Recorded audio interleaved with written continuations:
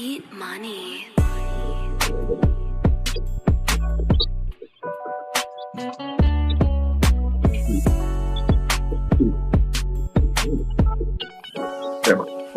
Beat money.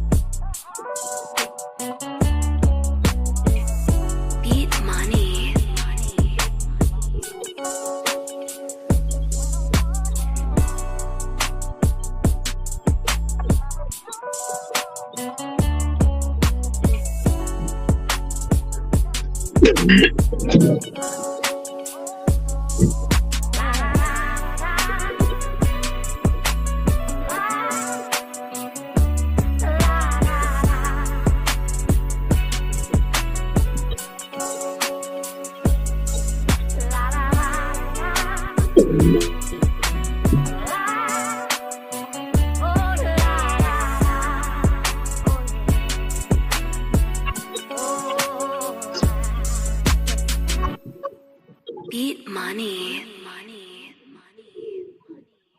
Let's do this.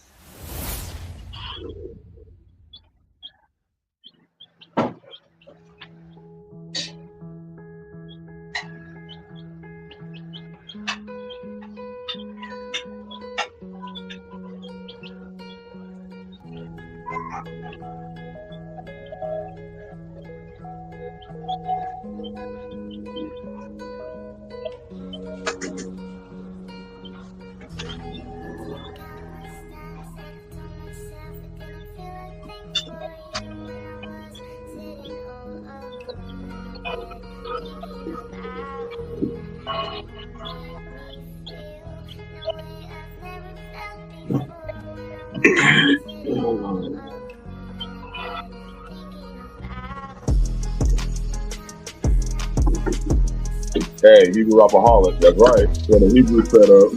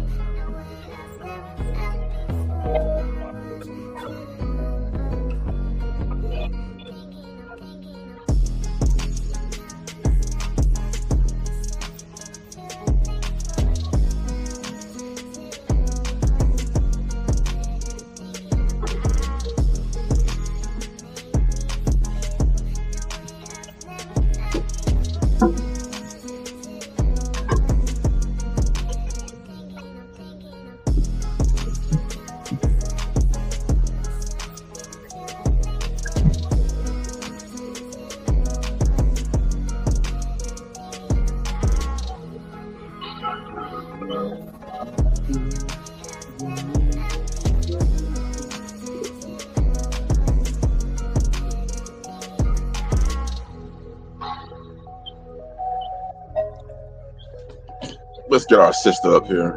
Where's she at? There she go.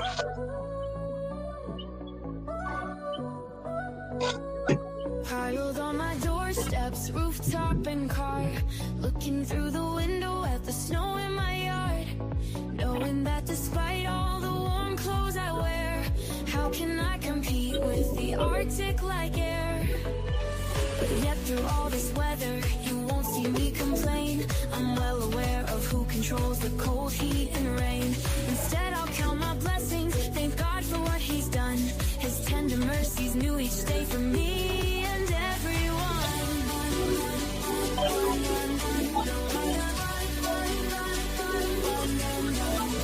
Get it, sis.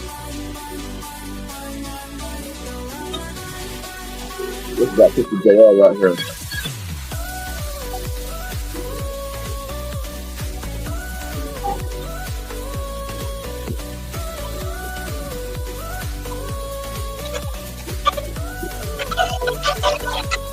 Piled on my doorsteps, rooftop and car, looking through the window at the snow in my yard, knowing that despite all the warm clothes I wear, how can I compete with the Arctic like air?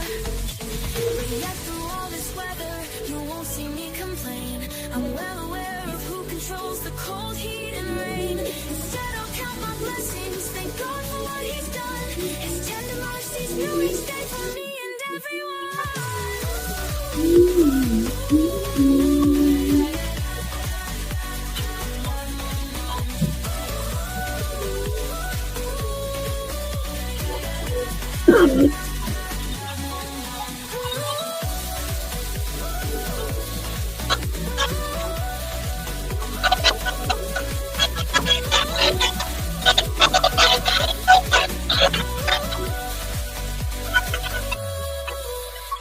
Piled on my doorsteps, rooftop and car.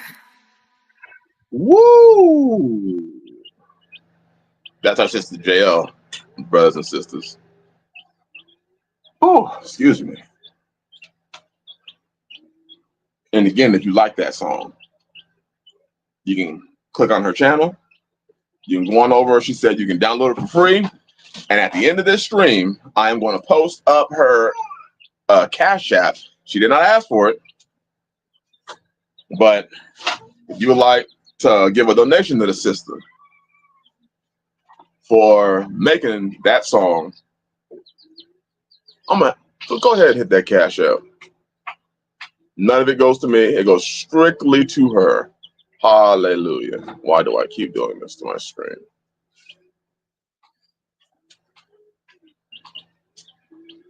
Why? What is this? This shit pissed me off.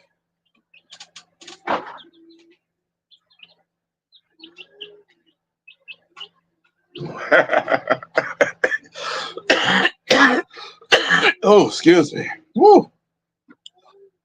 Shalom. Shabbat shalom. Welcome to the channel. Hallelujah. It is once again an honor to be able to be here, to do a fellowship with y'all. Whether you're bringing in the Shabbat today, right now, you've already brought in the Shabbat, or you're bringing the Shabbat in sun up,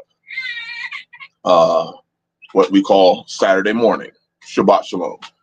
I talked to a lot of people, brothers and sisters, and one of the things that I truly enjoy doing is I truly enjoy dialoguing with brothers and sisters, even when they believe or have certain differences. Because what I've learned is, one, I don't know everything, not even close to everything. But number two, being able to dialogue with people who see things different than you helps you to either submit your position or to see that your position needs to be reevaluated. And I do believe the Shabbat is sundown Friday to sundown Saturday, but there are those that don't. And do they have some pretty good arguments? Yes, they do. Enough to make you want to go back and study. I know in these churches, what we like to do is say they're pagans and heathens and wicked and stupid and yada, yada, yada, because that's just how these people roll. But for me, I can appreciate a brother, or especially you brothers, who come in and be like, hey, bro, I was studying and I see this. And for me and my household, we made a change. We do the Shabbat sun up, Saturday to sundown. I'm like, okay, cool. And they have some pretty good arguments. I think it's sad that we as men cannot dialogue with each other, discuss things with each other, what we're reading, what we're studying, and hey, we might leave the conversation. I might say, hey, I firmly believe in what I believe, but thank you. And they can say, hey, I firmly believe what I believe, thank you. And I'll honor them and they'll honor me. What's sad is the people that run around thinking that they know what the answer is to every question asked. That's what I find interesting. But Palmetto said, you can't learn shit talking into an echo chamber. Bro, yeah, that ain't the truth. Most people don't learn because they spend their time only talking around people that echo the same thing. Sometimes, iron sharpens iron. Does anybody ever take the time to let that idea set in? Iron does not sharpen iron because the two pieces of iron are sitting next to each other.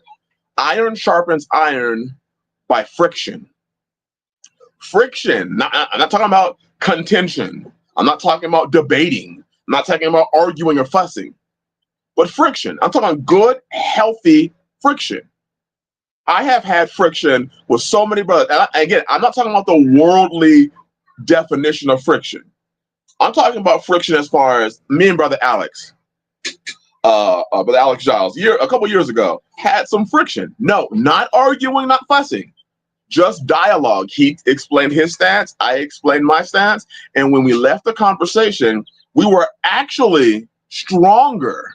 I actually trusted and loved the brother more because I could read what he was saying. I'm like, man, what he's saying makes some sense. What I'm saying makes some sense. This is something that I can sit down and study.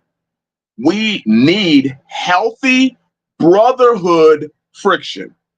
If your relationship with somebody, with another man, is simply you telling him what the hell everything is and he's just sitting there, you're not growing. You're not growing. There you go. Shalom Peaches. She said, I agree with you, Aki. My source is the Holy Bible. I usually ask, what is your source? Right. One of the things that these churches have taken away from us as men is it's taken away our ability to have. So I was just talking about you, brother Alex, about friction and how we need healthy friction. Not arguing, not fussing, not debating. Just healthy friction. That's how iron sharpens iron. Iron needs to sharpen iron by friction. If two pieces of iron are sitting next to each other, how do they get sharp? Without some rubbing, some friction. Whew. Hallelujah. There you go. But Donald said, you are to use logic and reason, not emotion. Oh, no, brother Alex, no. I was, you remember a couple years ago, we had a discussion, me, you, and brother David, and how we had healthy friction, and we all came out of that conversation, I think, closer together. I trusted you more, I know that. Because you didn't argue, you didn't fuss, you didn't scream, you didn't yell, you didn't have the flashing red and blue lights, you didn't talk shit about my name, I didn't talk to you, none of that happened. We just had a conversation, and when we're done, we're like, man, we need to get together. We enjoyed this conversation. We need more of that in the faith today, and less of somebody trying to condemn somebody else because we don't see things the same way.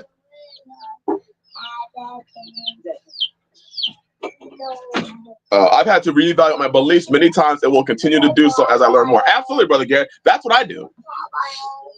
When I study, I come across to the conclusion of, okay, I think I know what I'm talking about. I think I get it. And then you spend some time talking with somebody else, that has a different perspective of something, and suddenly it may open up your eyes. Imagine going to Yeshua. Imagine being a brother who really believed that you understood something and going to Yeshua. I'm talking about back in those times. Going to Yeshua and asking him a question, and he gives you an answer, and you're like, huh. But what about this? And he gives you an answer. Huh. Thank you, Yeshua. Thank you, Peter. Thank you, John. Thank you, Brother Alex. Thank you, Brother Gary. Thank you, Brother David. Thank y'all, brothers, for actually telling me something that is going to make me think.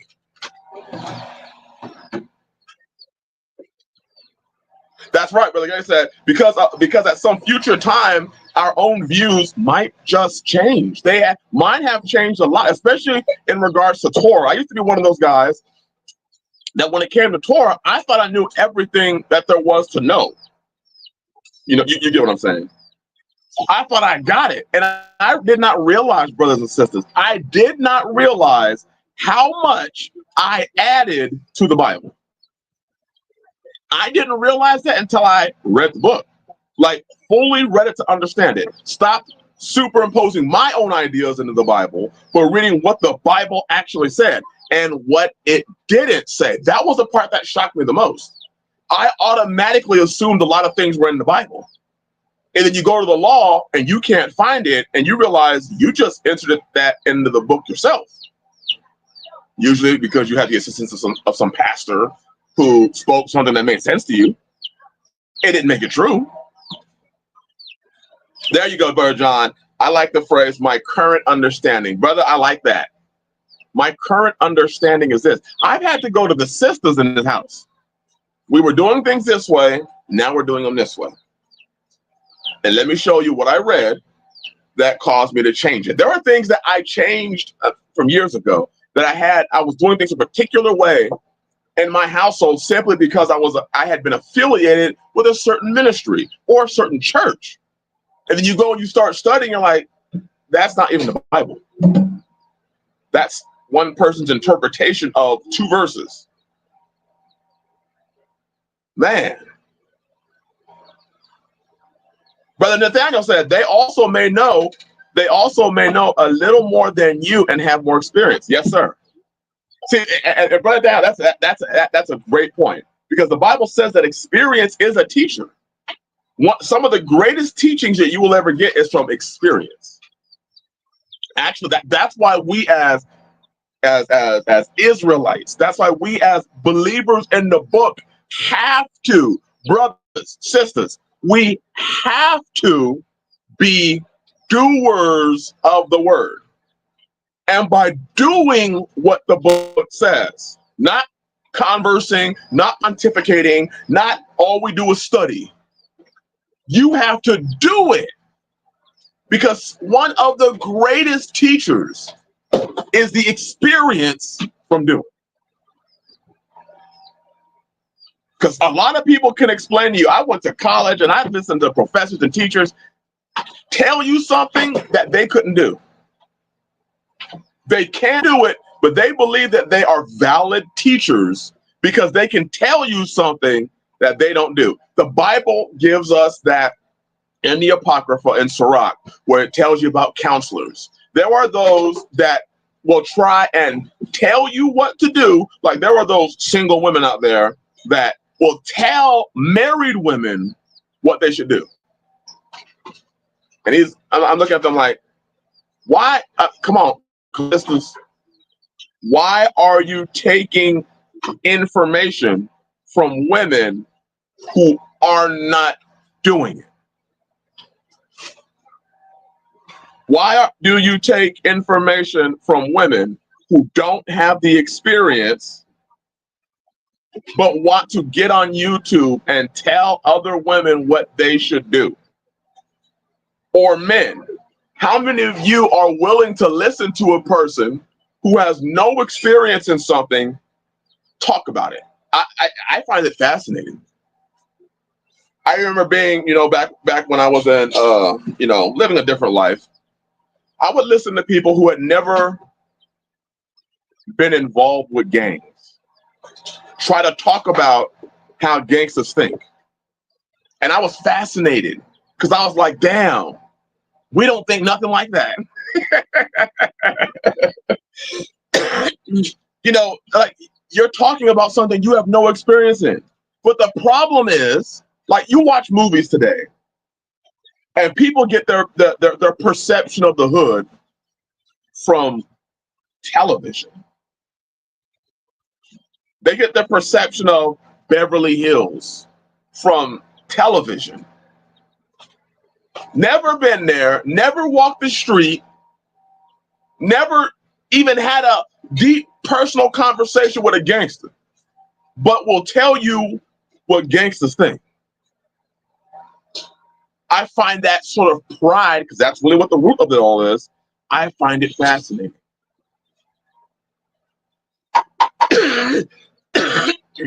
Fascinating. Man. In theory, everything is possible, but experience lets you know what is truly possible for how to make it possible. That's right. That's right. I mean, the book says all things, I can do all things through Messiah who gives me strength. You can do it, but experience is such a valuable teacher. And experience from those that actually know what the hell they're talking about. Because if you don't know, if you're listening to somebody, and this is one thing I've seen countless times, in men and women, in marriage, in relationships, and friendships, and everything. I've seen people give such bad advice. Men, this is for all y'all men. They will tell, and think of this metaphorically. They will tell another brother, it's okay to touch the positive and the negative terminal with your bare hands while the car is running at the same time. Now, for those of you that have any experience on, let's just say, electricity, why should you not touch the positive and negative terminals with your bare hands at the same time? I'm gonna have a sip of coffee while y'all pontificate about this. And I know you know, my daughters are looking at me like, we know why. Yeah, I teach them electricity.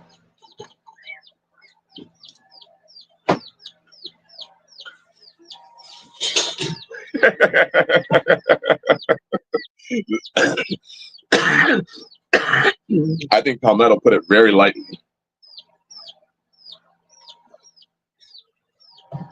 Very lightly.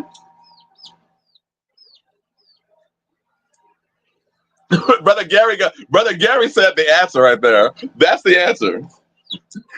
Brother Daryl said, you'll get the shock of your life. Absolutely right. It'll be an electrifying experience. Absolutely. Brother Daniel said your hair will be like the cartoon Tom and Jerry. Right. See, we understand that because we have studied it. Some of us might have done it.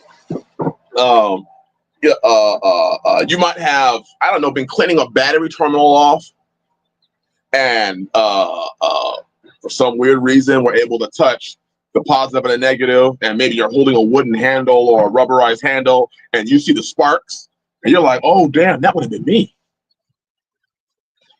It's amazing how many people think that they can talk about something without the understanding, because people are literally, there you go, Brother John Dow. People are literally giving bad advice to other people. And isn't that what it says in the Apocrypha, in Sirach? He'll give you advice and then sit back and watch to see what happens to you. There are a lot of people that are like that. They're not really in for your well-being. This is why I stress for brothers and sisters, if you believe the book and you're a married woman, go to your husband. The moment you go to the internet without his permission, could we not start making the case that you are beginning to step into some sort of spiritual adultery? Could we make that case?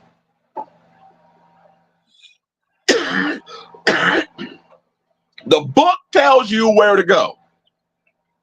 Sisters, you have any questions? Ask your husbands at home. And what has this world taught us? You have any questions? Go ask the internet. Brothers, you have a question? Go to a brother that might know what the hell he's talking about. Instead, what they do is they go and they want to discuss these things with people that have no clue. And because of how pride has become on this earth, we won't say, bro, I have no clue. What we'll do is we'll answer anyways and watch a person absolutely get annihilated. Don't both the books of Sirach and First Corinthians speak of people who advise others, but don't follow their own advice and lose out with Yah? Yep. Sirach says there is one that is wise to teach many, but is unprofitable to himself. There are some people that know how to give great advice and will teach many other people, but will never profit from the information that he is sharing himself.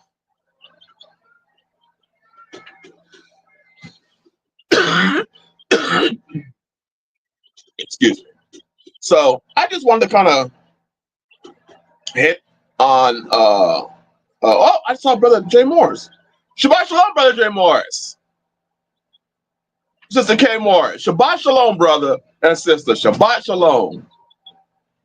So that's just my little I guess introduction. It has nothing to do with the live stream. Nothing.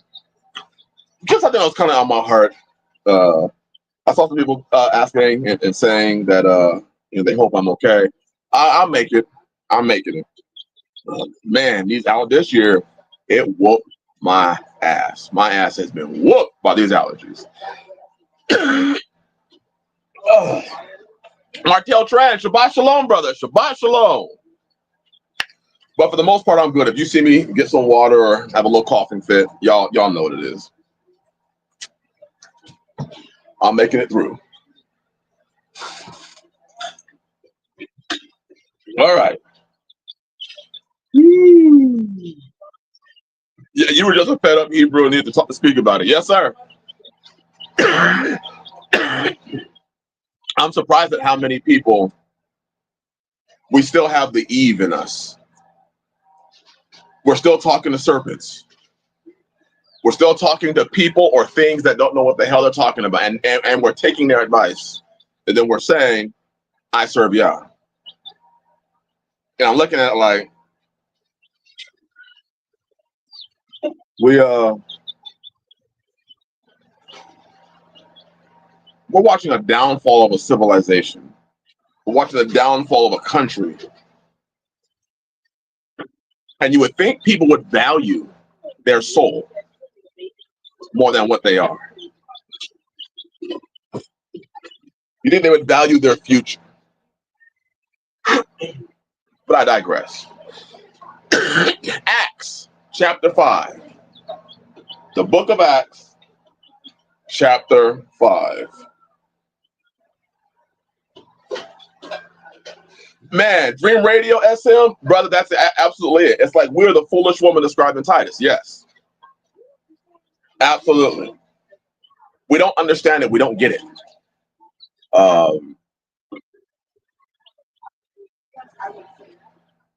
This is just my personal opinion.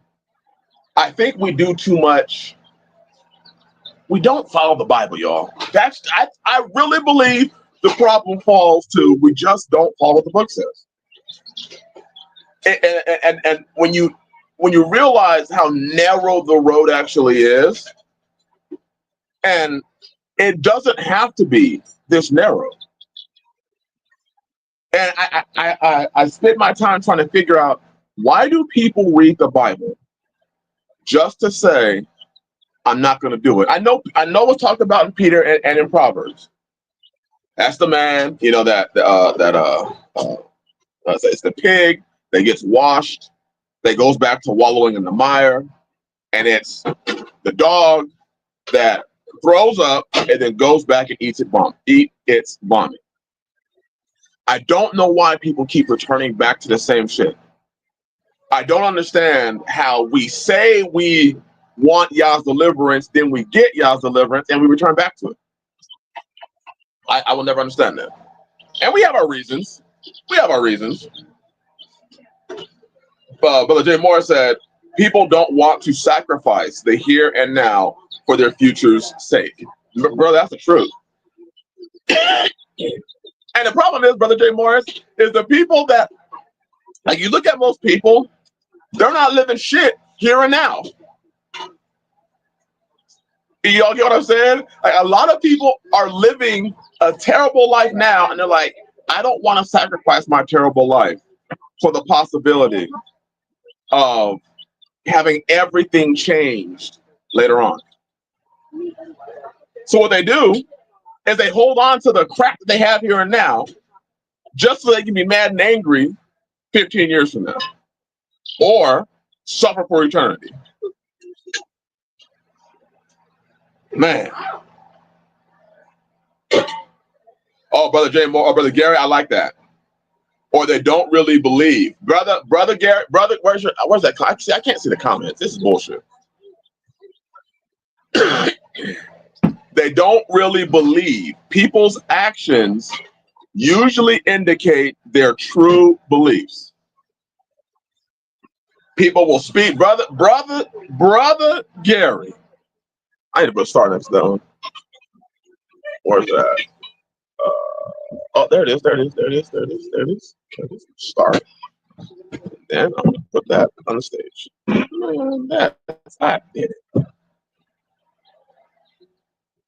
The more I live this life, the more I realize people don't believe what they say. They'll tell you one thing, and it means completely. That thing will be dropped at the quickest, most. Man, they'll drop it. They will drop it. And you find out people really don't believe what they say. In fact, most people in this walk don't really believe what it is that they're saying. It's almost like they're speaking in a way to convince themselves that they believe what they say they believe. But whenever it comes down to it, you see, they don't really believe it. They're just talking. Or what you'll hear is that their belief always comes with an and or a but or a because. There's going to be a reason why they don't do it. There's going to be a reason why they don't do it. By the way, Brother Gary, I got your messages. I downloaded a new voicemail, and well, I had some problems with it, so I got all your messages all at once. Forgive me, brother. I will hit you back, man. Just like the gullible woman in Titus that got swindled by the sons of perdition. Woo, man. But let's go. So let's go to Acts chapter 5. And I was having a discussion with the sisters about this chapter, about this story, because most people will focus on, you lied to the Holy Spirit, or you have ministries that use this verse to literally indicate that you are to sell everything and give it to them and lay it at their feet, and they will distribute it to the poor, which is such an alarming thing, because the book says they sold everything. They sold a possession, laid it at the apostles, the proceeds at the apostles' feet, and the apostle gave to those that had need. Since when did it turn from those that have need to a pastor's vacation home or a pastor's jet? It specifically states the proceeds went to those that had need, meaning the apostles took none of the proceeds for themselves. But today, you'll see these pastors use this verse and then say, well, don't I deserve a nice house? Well, do you need a nice house? No, you don't. The proceeds were given to those that had need. You don't need a new house. You don't need a new car. But I digress.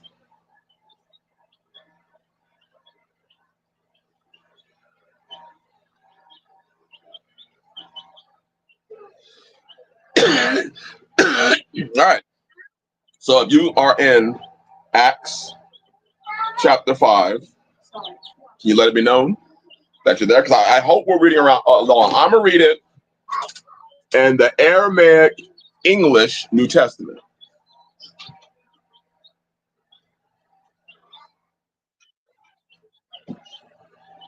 Chicken Farmer Plus, Shabbat Shalom, bro.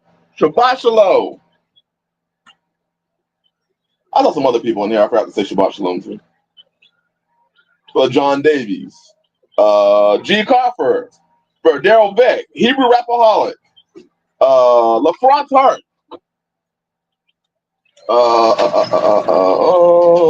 Bet Barnes. I saw Sister Erica in the house. There you are, Sister Erica. Shabbat Shalom to you all. My bad. I should have said that earlier.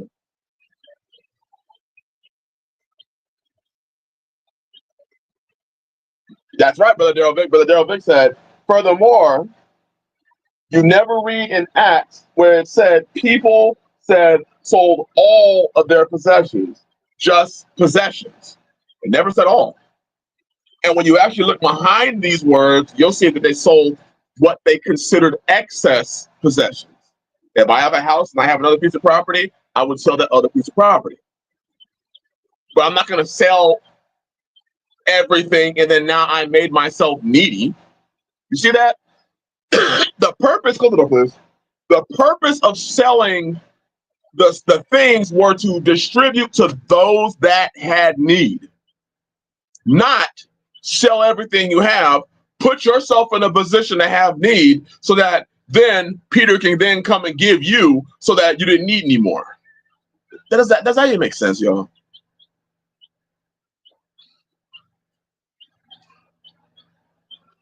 How do you know that I don't need an elevator in my house, Chris? I mean, you're right. You're right. You might need an elevator, Hebrew Rapaholic. You might need an elevator in your house, or just a good set of stairs.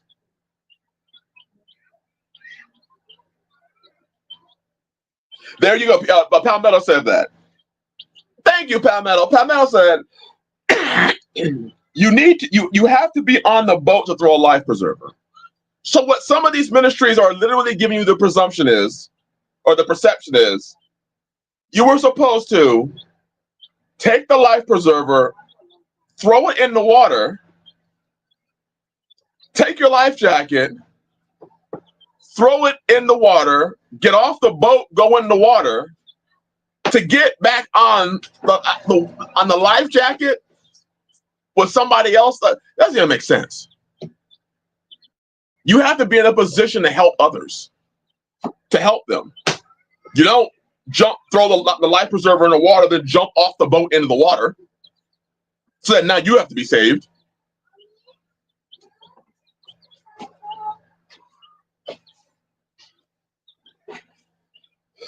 All right. So now we got that established. Acts chapter 5. And a certain man whose name was Ananias.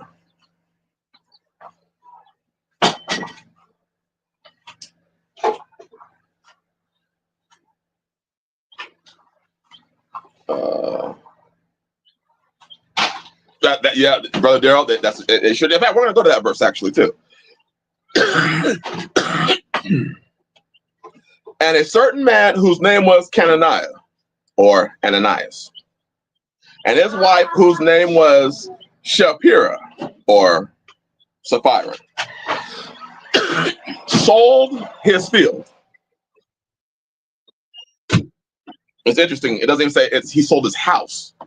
The Aramaic says he sold his field, not his house and everything he owned. Are we understanding that? He sold his field, not his house. Okay. And he took from its sale price and hid it while his wife knew of it. And he brought some of the money and placed it before the feet of the apostles. And Simon said unto him, Ananias, why is it that the adversary has filled your heart thus, that you should lie in the presence of the Ruach HaKodesh, and that you should hide that sum of the money of the proceeds of the field?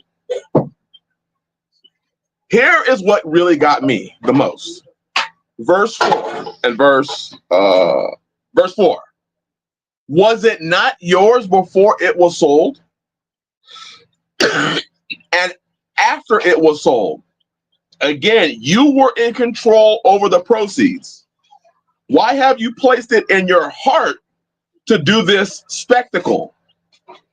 You have not lied in the presence of men, but in the presence of Elohim. That verse right there is what gets me. Because it's saying a lot that I've never, myself, I haven't heard anybody discuss it. That's right. Palmel said it doesn't even imply it was his only field. Right. But what got me was the idea of, wasn't it your own before? Wasn't it your money? Before you gave the money, wasn't it yours? And it made me think, brothers and sisters, about for myself, what did it truly mean to me? Let me take it off. And here's what I was thinking. How many people today are like Ananias? Because I was trying to figure out, how did he lie to the Holy Spirit? Well, he hid the proceeds with the idea that he was going to go up there and give what he had as if he was giving all. Here's a question, brothers. If Ananias had went up there and said, hey, Peter, I sold this land for 100K, but I'm keeping 50K, and I'm giving you 50K. Do you think that his punishment would have been, would he have been punished at all? If he had been straight up with Peter and said, here's 50K of the 100K, would he have been punished?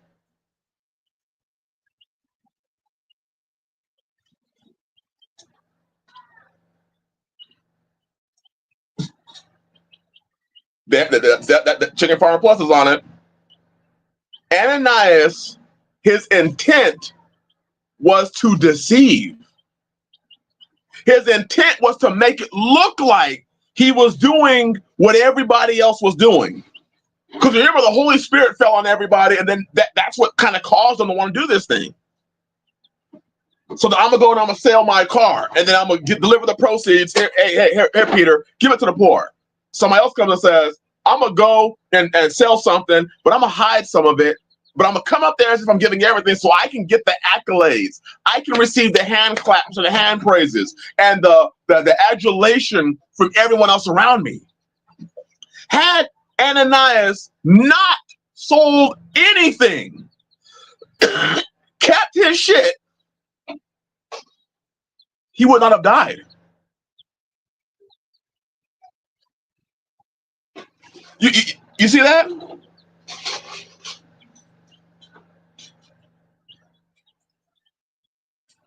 Had he not done this at all, he would have been alive.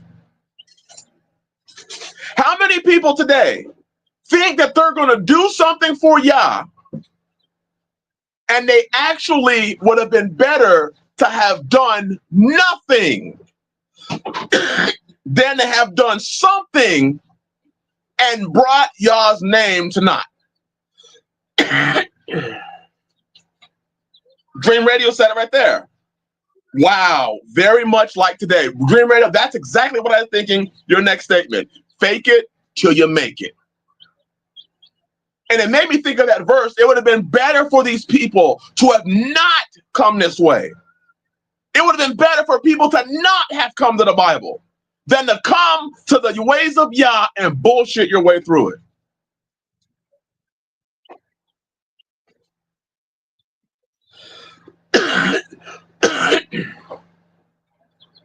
When you think about this stuff, Ananias, it would have been better for you to have that just kept your property, not have done that thing, not sold it, so that you can fake like you're bringing the proceeds up. You would have been better. You would have been more honest, more integritous. You could have still fellowshiped. You could have still been a brother. But instead, because you want to fake it, not just you, but your wife died.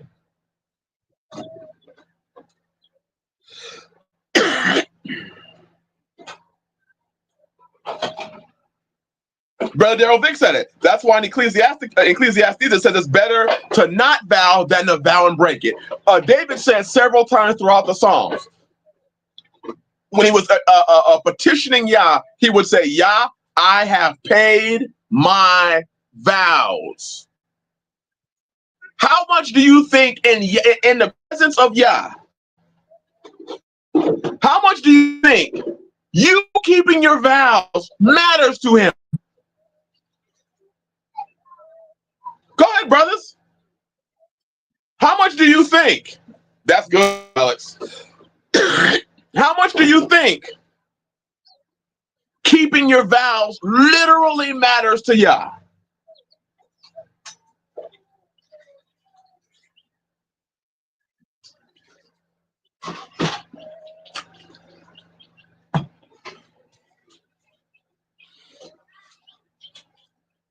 There you go. Hebrew Rapaholic said vows are life and death.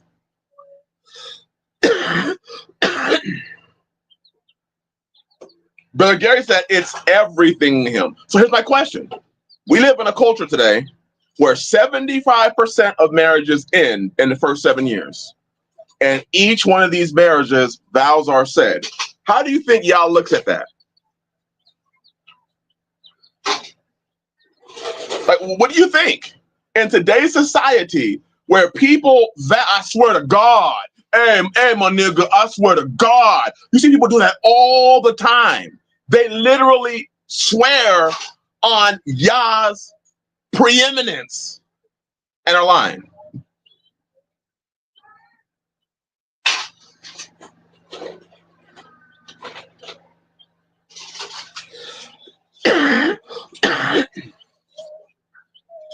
So Ananias would have been not just alive, but he would have been blessed had he simply been straight up with Peter. But in this world today, we have a bunch of fake it till you make it. We have a bunch of people that in their heart is wickedness, is deception, but they want to give you the impression that they're in it to win it.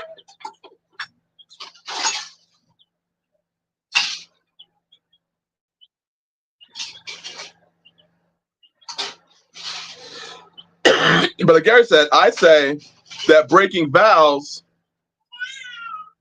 is some lake of fire shit. Brother Gary, brother, I'm gonna put that shit up there too.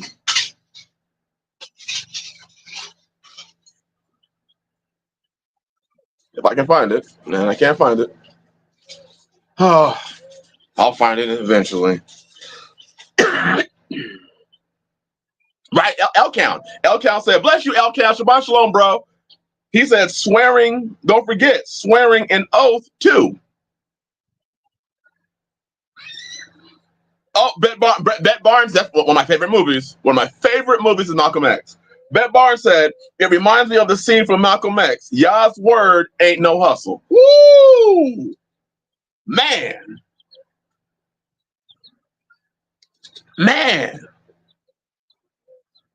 Daryl Vick said, or they might say, I swear on a stack of Bibles this high.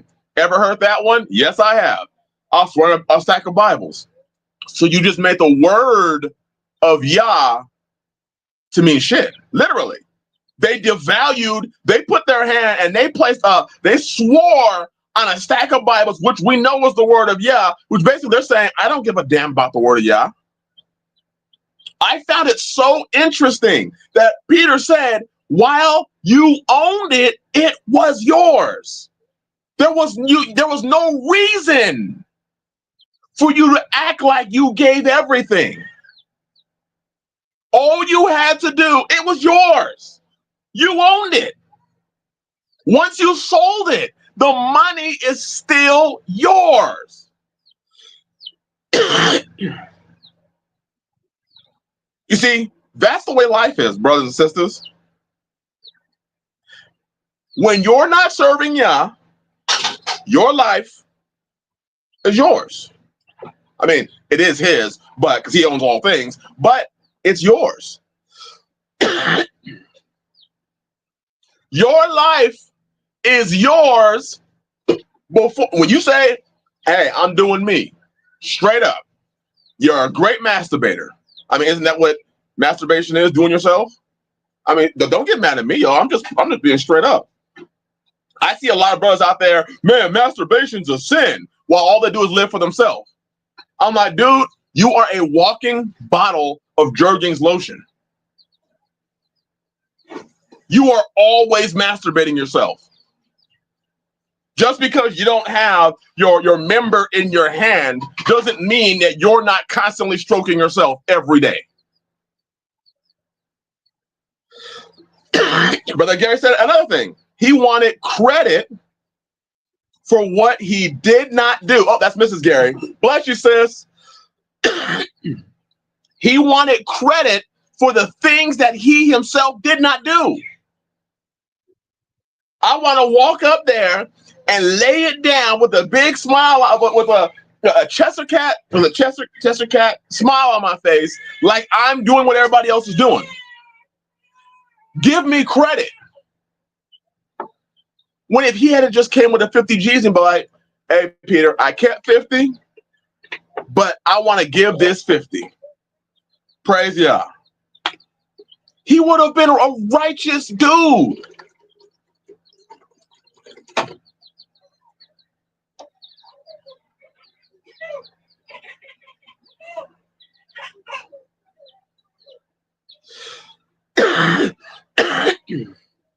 So we live in a world today where vows mean nothing.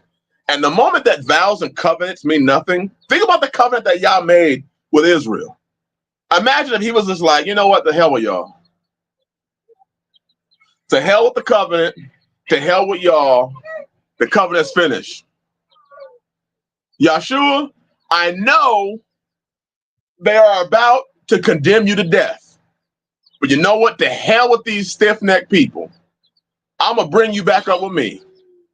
They can keep sacrificing animals, putting off their sins from year to year. They'll never have forgiveness.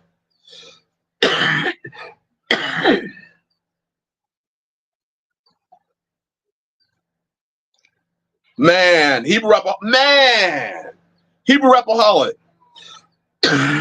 You're getting exactly what was going through my head. Ananias was like people today wanting to make selfies to get likes while lying behind the scenes.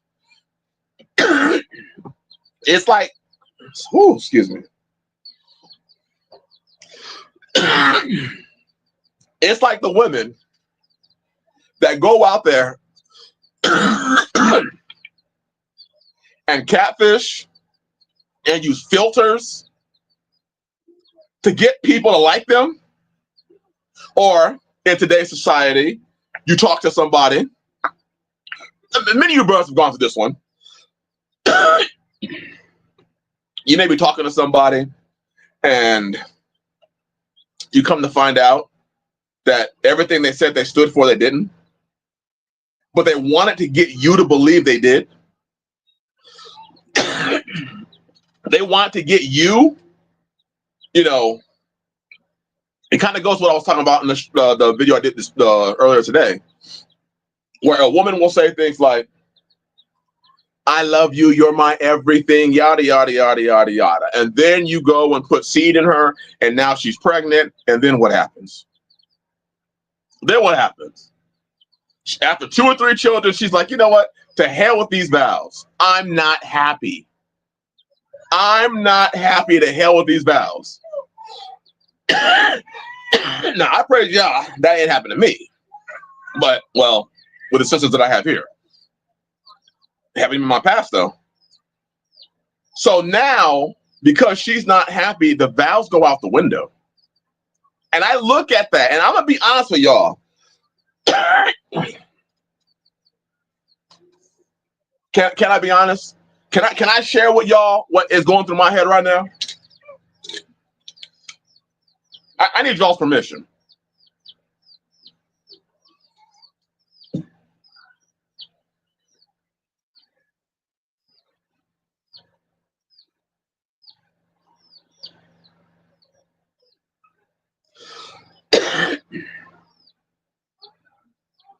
And it kind of goes along with what you said, Brother Gary. I really do wonder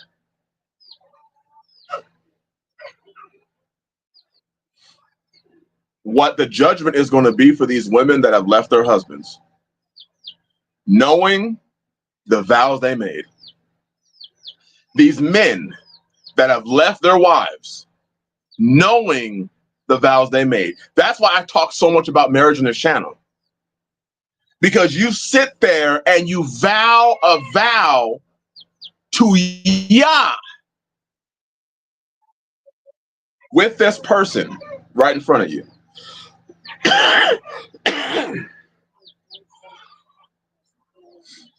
And after you do that, man, you then get mad at her. No adultery has taken place. She's not, you can see she's striving to serve Yah, but she got a little bit older. She don't look the way she used to. So you get rid of her. After you made your vow. Sister, you get to that point where you say, I'm not happy. But you made your vow. He don't do it for me. Or like we see in society today, he don't make enough money. He lost his job. I saw a woman leave a man because he lost his job.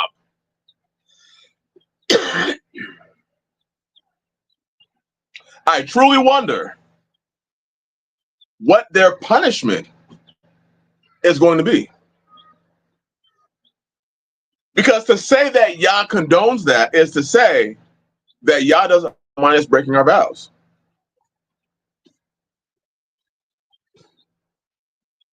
But Daryl Vick said, unless they repent and be reconciled, that's the part, Brother Daryl. You the first part, everybody will agree they have to do the first part. And the first part that they don't mind doing it, they don't mind repenting. But they don't understand that repenting is to turn from that way. So they have to repent and be reconciled. That second part, they ain't doing that. I'd sum it up with 4 words. So unless they repent, he summed it with 4 words: the lake of fire. Woo! Woo! Yikes. John Davies said, I've known more than one who had her divorce date planned before the wedding ceremony. Stop it. Hand me a flashlight, please. She has her divorce date planned. We have to, I really want us to think about, sisters, especially y'all, and this culture that we have of, I'm leaving him and I'm going somewhere else. That's cool. You're free to do whatever you want. I ain't tripping on that. A lot of men are like, damn, it sucks, but we ain't tripping. The question is, what do you plan to get out of this vow breaking? Brothers, you marry a woman, you vow yourself to her, and then because she put on 15 pounds having your children, she put on 25 pounds having your children, now you want to get rid of her ass. What do you think your punishment is going to be, bro? And I'm speaking specifically about this story because this is a story that I have heard recently. A man divorced his wife of many years after many children because she didn't lose her baby weight. And he calls himself into faith. And I'm like, hey, bro, you vowed yourself to her. Did she commit adultery? Well, she's rebellious because she won't lose those 25 pounds. Bro, what the?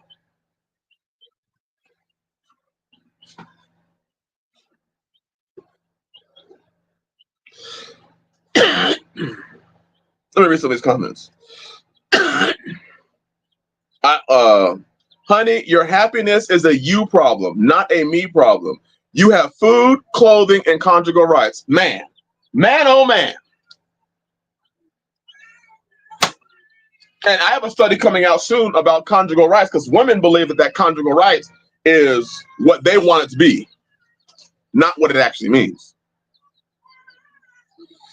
It's not about whether you're happy or not. It's about what you swore to. Chicken Farmer Plus, I'm about to shut the stream down. It has nothing to do with how happy you are. When you vow, how many of us brothers have vowed to be with our wives, and how many of you are happy 100% of the time? Go ahead. In fact, hold on. If you're happy 100% of the time, how about this? Put the percentage, brothers, of how often you are happy. Go ahead. Put it in the chat, brothers.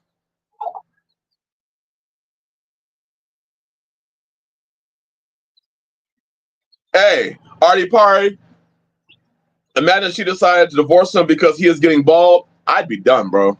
I've been losing my hair since I was in my mid-20s.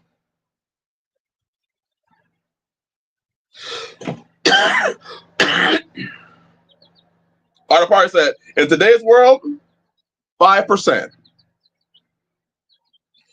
Gary said, hormonal changes can make weight loss almost for a woman, almost impossible. Okay. He took it back. Martel Tran said about 45%.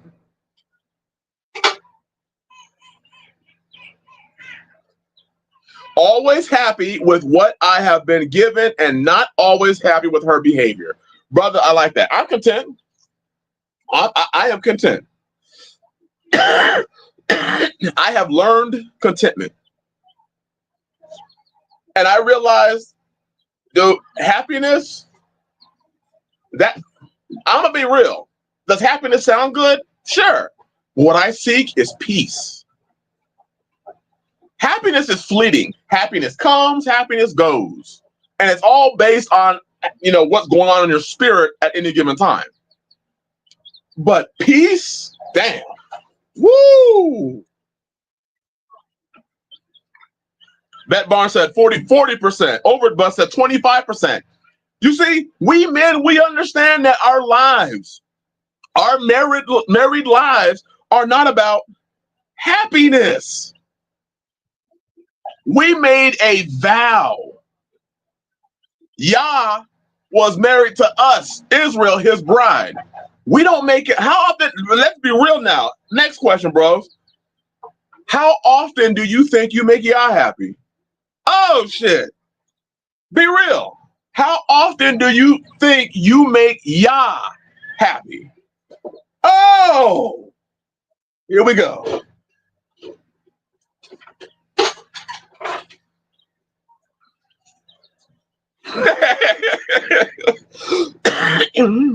Dream Radio said, oh, shit is right.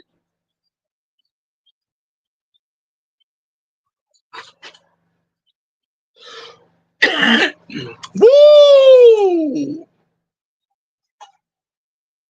It's not about perpetual happiness. It's about commitment. 100%. I am committed to Yah. How about this, y'all? I made a vow to be a faithful bride to my husband. I made a vow so that when rough times come on this earth, my vow stands even over, check this out, y'all. My vow stands even over my life.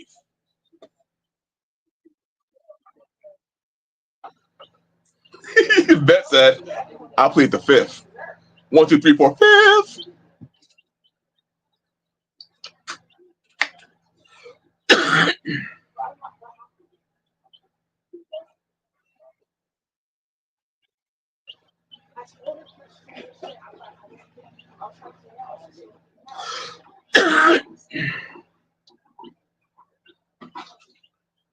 My vow to my bride, my husband, means more than my life does.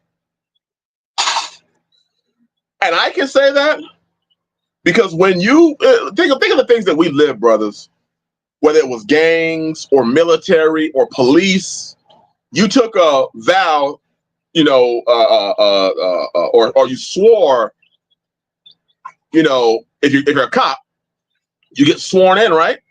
And you're willing to die for what?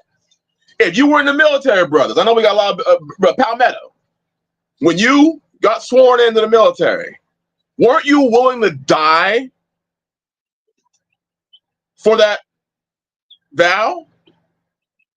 Am I right, y'all? Weren't you, when shells were landing next to you, when there was open gunfire, weren't you in positions to be ready to die for what you swore?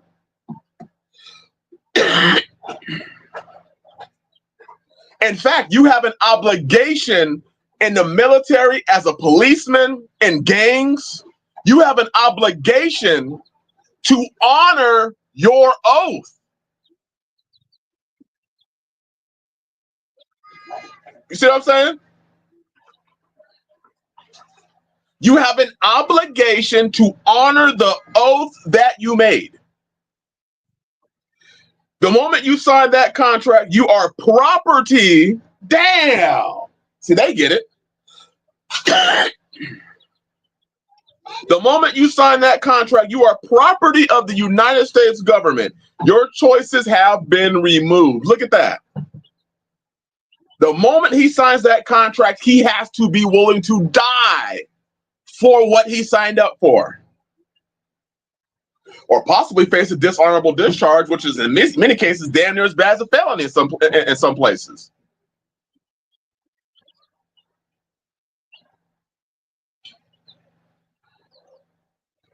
But Brother Alex said, good thing about law enforcement is you can quit at any time. There you go, Brother Alex.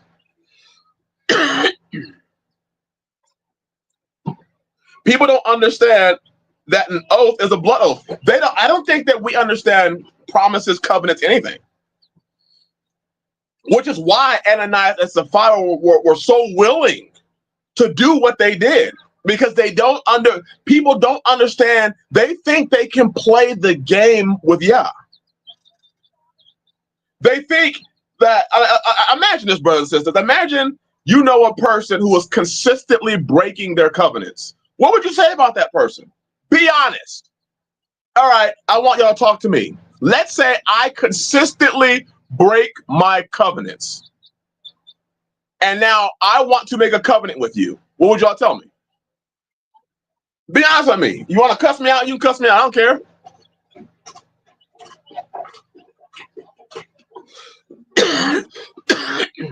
Yahweh Farm said, 1 Thessalonians 5:24, faithful is he who calls you, and he also will bring it to pass.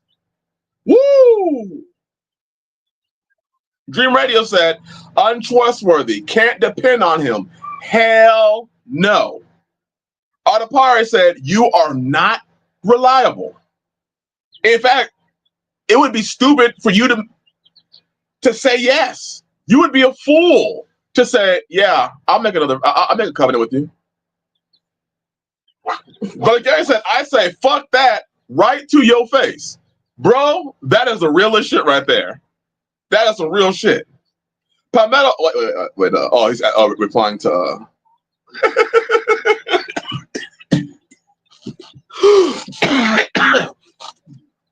Chicken Power Plus said, I wouldn't be here listening to this live stream. Hebrew Rapaholic said, I would not even be on the stream to hear that covenant. That is real.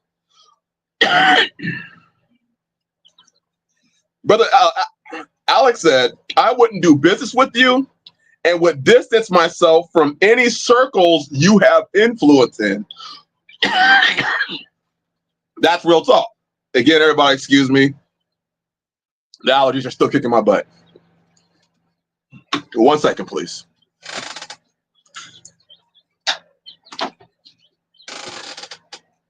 Whew. Whew.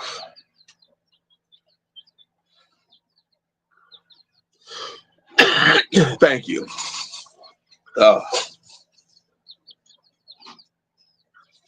That's exactly how I feel about Straightway, to be honest. That's what Palmetto said. Anapari said, I would say that you are a cousin of the leader of IUIC. Stop it. Nathaniel, stop it, Anapari. Oh, man. I'm laughing really hard inside right now, but if I start laughing in real life, I'll start coughing. Oh, man. Dream Radio. Thank you, brother. Numbers chapter 30, verse 2. If a man vow a vow to Yah, or swear an oath to bind his soul with a bond, he shall not break his word. He shall do according to all that proceeds out of his mouth. We must, that's a must, keep our vows. That's what's very alarming today, is how willingly we today will just break our vows.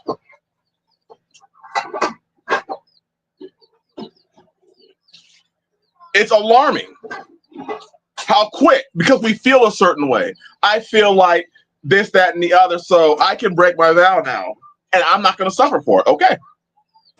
Okay. Daryl Vick said, it's interesting how women have an out from their vows to Yah by way of their fathers or husbands, but men have no outs at all. None. None. A woman has an out being if my father or my husband, if my father hears it and I'm not married, and I'm a virgin in his house, he can break my vow. If you're not a virgin or you're not in your father's house, he cannot break your vows. And if you have a husband, the first time they hear your vow, they are allowed to break it.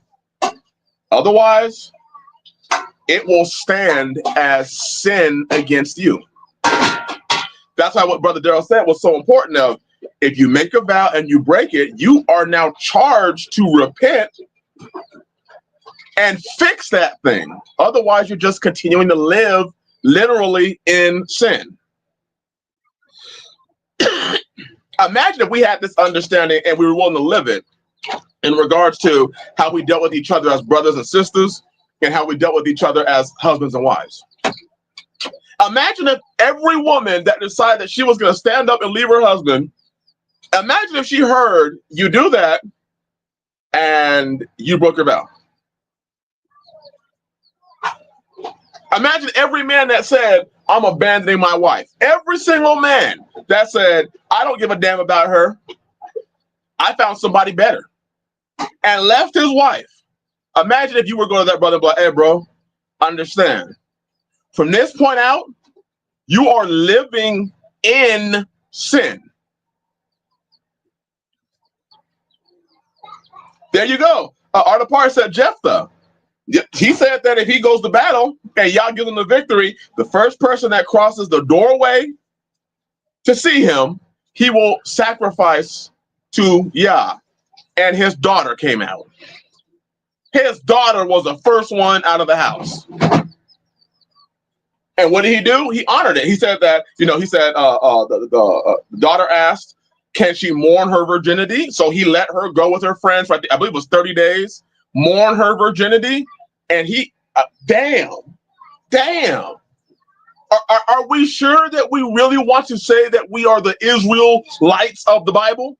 Are you really sure you want to take that? There's a responsibility. Are you sure you want to read the story of Jephthah and then say you're an Israelite? Are you sure? Are you sure?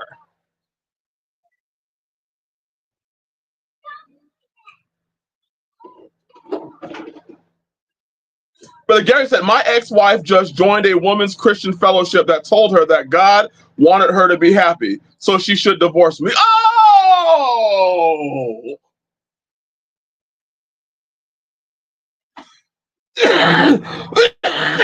Oh! We now have Christian organizations breaking vows. That's, Brother Gary, that is some crazy shit right there.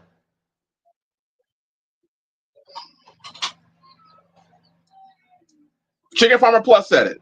Every man that I have known that claimed to love the Father and stepped out on his wife for his happiness never found peace in his life. Brother, I would say for almost every person that I have seen step out on their spouse because they weren't happy, they weren't fulfilled, whatever the hell that shit means. You know, they weren't, I don't have a purpose.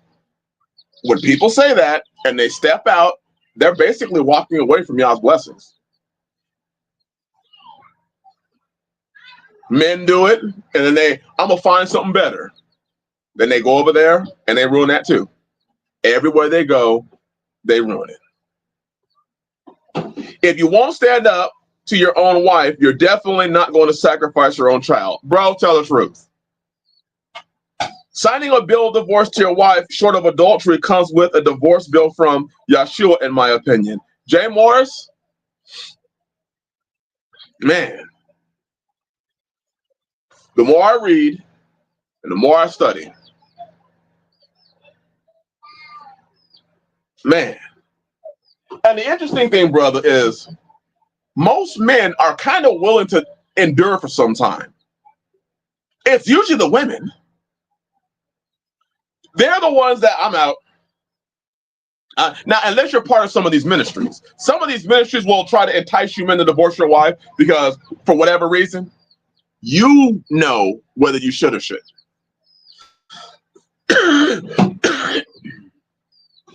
Woo!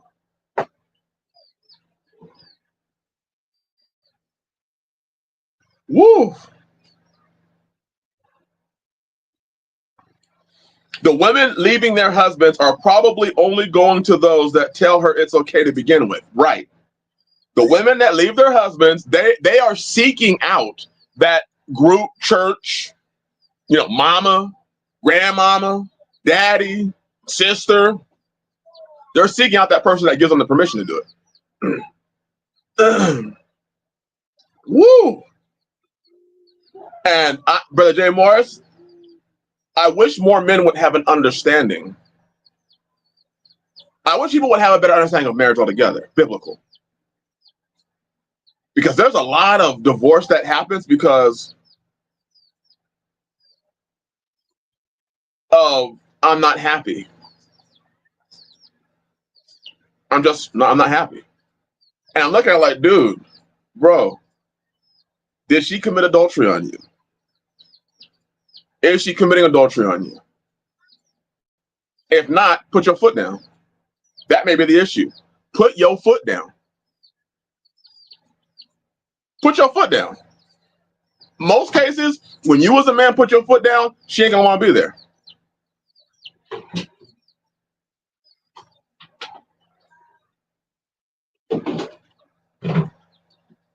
Oh, Hebrew alcoholic, that's good. Breaking vows is where trust issues come from because you now start to fear karma. You know that as you've done to somebody else, it's coming back to you. You know it. So you're looking around the corner every time. You don't trust nobody because you know it's staring at you. You know when you open up the window, do on the others, you have them do on you, or you reap the law. When you open up your window, you know the law reaping and sowing is out there like this. You open up the front door, you're like, hey, nigga, I got you. You're like, damn. You get in your car, you roll down the street, you look in your rearview mirror. There's the law reaping and sowing right back there in the back seat. Hey, I'm still with you, homeboy. I'm just waiting. Homeboy. Sister Erica said, I wish I could ask something without being worded wrong. Hey, sis, if you want to try to ask it, please feel free to ask it in the chat. Please feel free, sis. Woo! I know if you decide to ask the question, I know you are not asking the question from a place of contention. I know that altogether.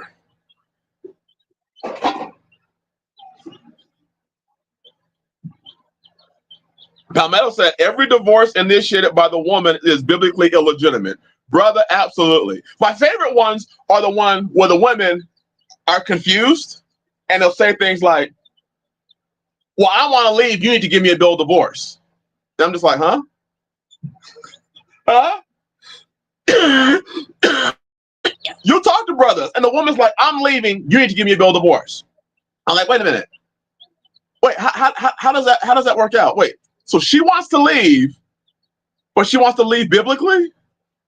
So she's trying to entice you to give her a bill of divorce so that she can biblically have a bill of divorce because she wants to leave you. Makes sense. Makes sense. Right, brothers? That makes absolute sense. The woman, because she doesn't want to be there anymore, she don't want to be with you, will then entice you to try and give them a bill of divorce so they can lawfully go get married again.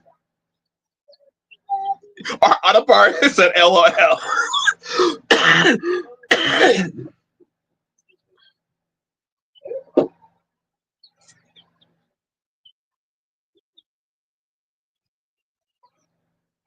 Chicken Farmer Plus said, you can leave, but you aren't getting shit from me. Brother, I told this brother that. I said, hey, if that's what she's playing, do not give her shit.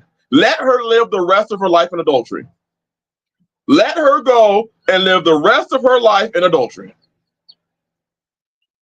Brother J. Moore said, just say no. Brother Alex said, I put a clause in my marriage vows that if my wife threatens to leave, it's an immediate divorce. Now I know that she's here and genuinely wants to be. Woo! That's good. You want to leave? Immediate divorce. See you later. Oh, House of Amir said, yep, I knew it. Hey, bless you, House of Amir. Bless you, bro. House of Amir said, I knew, I want to call her a sister.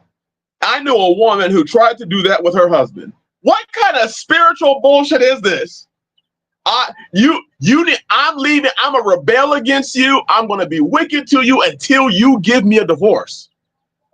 Until you put a bill of divorce in my head and send me out of the house, I'm going to act this way towards you. Woo! Right. Hebrew Alcoholic said she wants to lawfully break the law.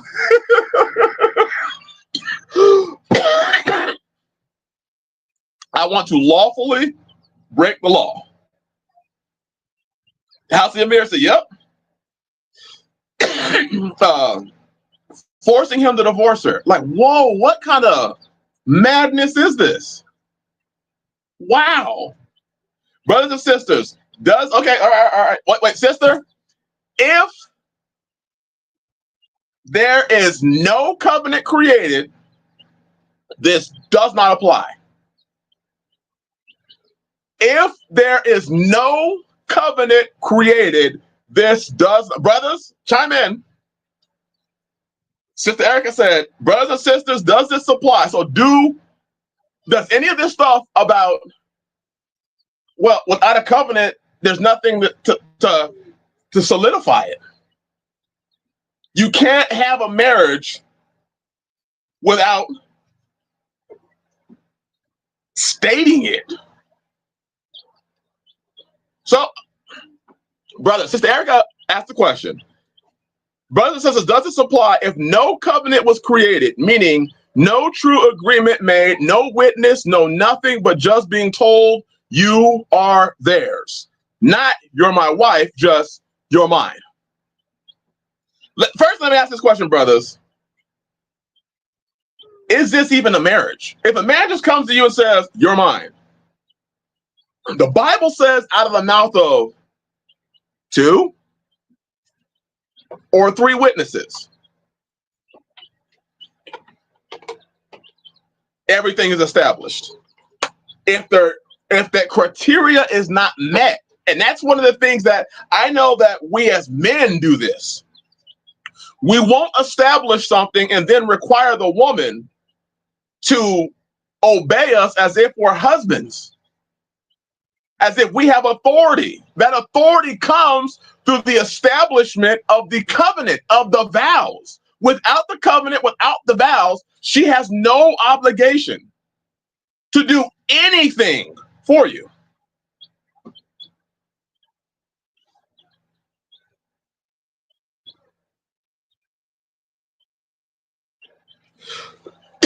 That's Chicken Farmer Plus said it. And Chicken Farmer Plus is right. If you do not make a covenant with her to provide a covering for her and her to be your wife, she's a concubine and has no marriage rights. None.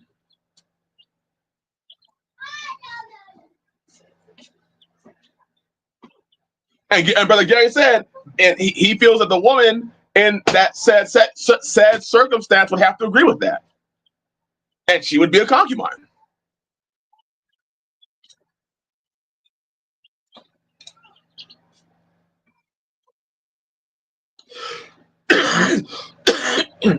Palmetto said, I don't know if you know this, Chris, but the first time I introduced my wife as my wife was on your property. I didn't know that, bro. Oh, I didn't ask her opinion either. We did make it official later though. See? Like he can say you're my wife and people can do that. It doesn't make it so until you have that covenant. And until there are witnesses. We see that in the world today where men and women will talk to each other and you hear it on like R&B music. They'll say things like wifey and you my man and you my boo and you my husband. And I'm like, see, we are bastardizing these terms. We are taking what is holy and giving it the value of a common boyfriend-girlfriend relationship. We have taken those things that were supposed to be sanctified, holy and set apart, and we're devaluing them and turning them into mere nothing. Like the word vow. The word vow in today's world doesn't mean shit. Do you vow to honor and da-da-da and da-da-da and da-da-da and da-da-da? I do. Man, do you vow to da-da-da, da-da-da, da-da-da, da-da-da? I do. First argument, vows are gone.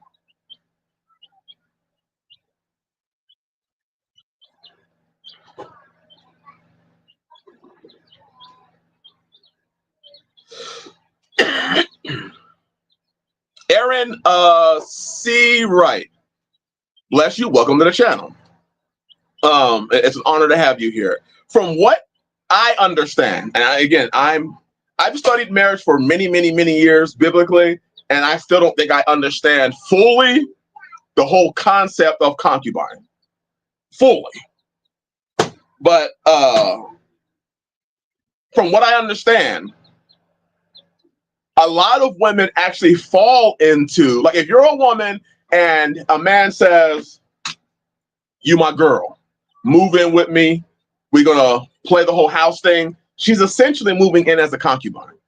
If you're giving up the goods to that man, you're either a whore or you're a concubine. without there being that covering, without her having the status of wife. And usually they know. So if the woman and the man are operating and working together, that to me is what a concubine is. A whore is I hit it and now you're doing your own thing. You're free to go. They ain't no, even in a concubine, there were rules that were established. There were rules that were established even as a concubine. When I look at marriage and covenants, you're making vows, you're making covenants, you're doing those sort of things. But even in a concubinage, there are verbal things you're going to say to each other. You're mine. Are you mine? Yes or no? Yes, I'm yours. Okay. Now, you may not go the route of establishing it, out of the mouth of 2 or 3 witnesses, let every word be established. So that thing needs to be established by witnesses.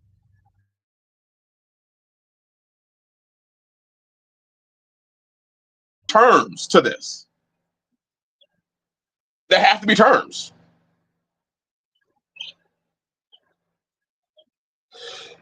Now, that's my humble opinion. I am by no means an authority.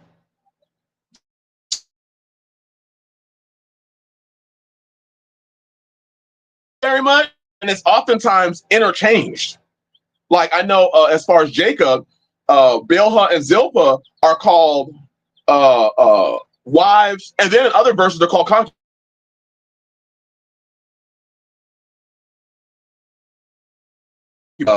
A concubine's not under the covering as a wife in the Bible. Most of them were for pleasure. I do see that too. Yes, or they were there to rear babies. They were there just to rear babies.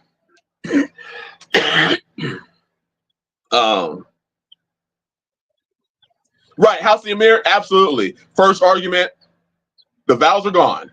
First disagreement, she's already over there like,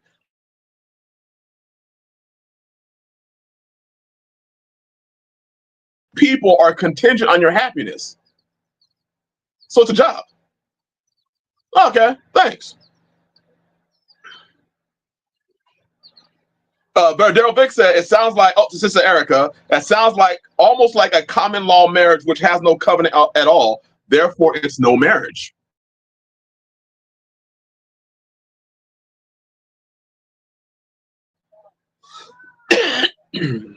I imagine the covenant is set between the man, the woman, and Yah. He will confirm their status with those they encounter.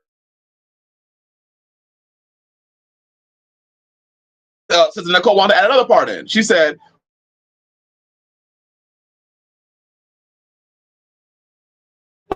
never, okay, but I think she's saying they never lived together. So the man is calling this woman, I guess, a wife, but there was no covenant and they never lived together. I believe that's what you're saying, right, Sister Erica?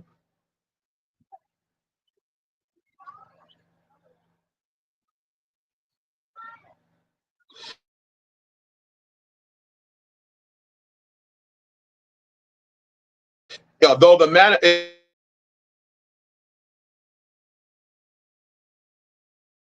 the man is supposed to get permission from the woman's male authority, for example, her father. I will add, if she's in her father's house, she needs his authority.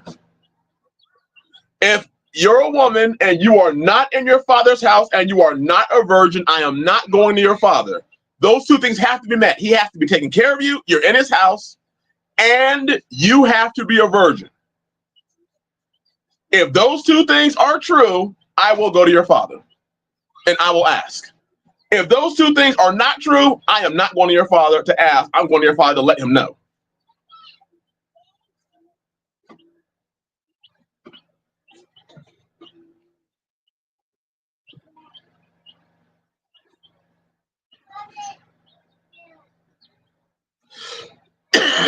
Brother Jay Moore said, could a concubine be what's known as a surrogate mother?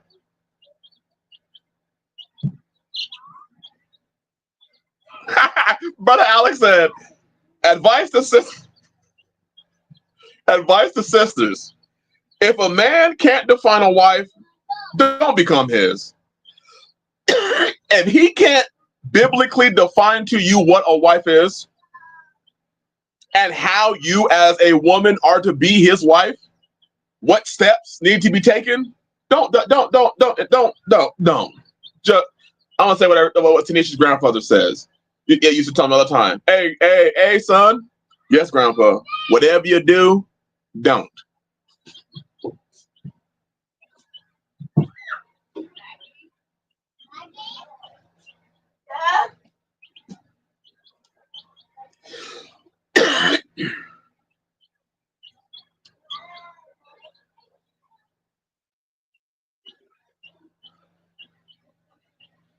Woo!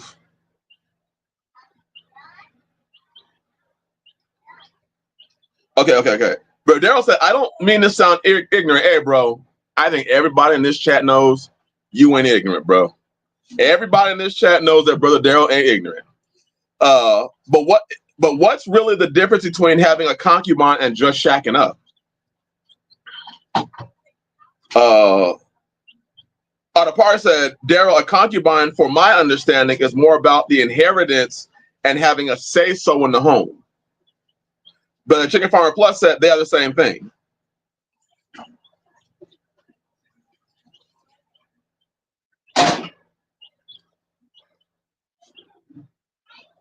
And Brother Aaron, once again, Brother Aaron, thank you for your question. That was an awesome question, and you brought. I mean, that question caused a great conversation. So I thank you for chiming in and asking the question. Brother Aaron Seawright said, "Thank you all for answering my question. It seems like if divorce rates are 70 to 75%, why won't women just be happy being a concubine then?" And that is an excellent question, bro. In fact, I would say, brother, that most women probably qualify more as concubines. I was just talking to the sisters here, and I said, in today's time, women qualify more as an Isaiah chapter 4, verse 1 woman. Most women, and let's go there. Let's go there, bros. Isaiah 4:1. See, women today want to come into a marriage and they want to say, I deserve to be covered. You have to pay my bills, you have to give me a house, and you have to have sex with me. And I'm looking at it, I'm like, what happened to the qualifiers? What happened to the fact that women had to qualify to be a wife? Now, that's obviously a statement on us men that we be trying to marry anything. It could be a horse. We trying to marry shit. But most women, the way I see it, in today's time, fit more of the Isaiah 4:1 perspective. And let's look at Isaiah 4:1. And in that day, 7 women will take hold of one man, saying, this is where most women actually fit today. We will eat our own bread. That means they're going to get their own food.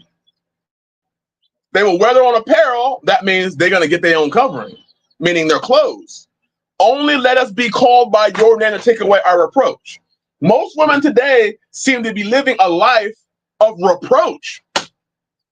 Think about it, bros. The word reproach, one of the words is pudenda, or nakedness, or uncovering. That's what reproach is.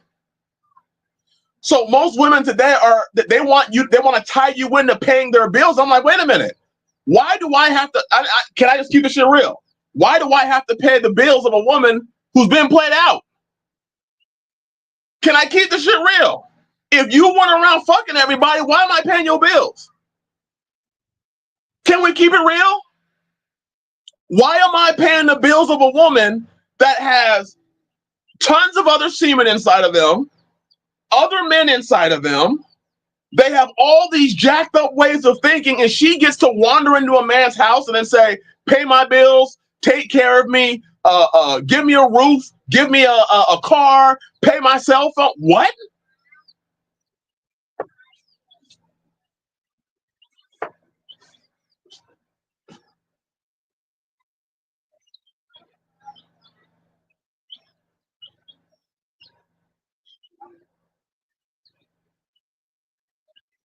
I'm just being real. That's just the reality of what I'm bringing out.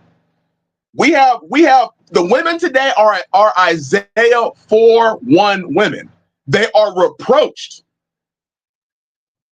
And because we men decide to do this, we're running around taking women that are not honestly marriage material. They're not wives. And then we bind ourselves with having children with them, with paying their bills. I mean, do you see the problem here? Maybe it's just me. Maybe I'm an asshole. Maybe that's it. Brother Melvin, Shabbat Shalom, bro. Welcome back. Yeah. It's time to stream. Wait. Bet Barnes said, I agree if a woman is self-supporting, you do not have to go to her authority, but a woman does not have to be a virgin if she is under an authority. That's true. That is true. I just don't know if I'm gonna go to that said authority. That's for me. If you went out and whored and came back home, hey, he may be there for you, but I'm not going to him.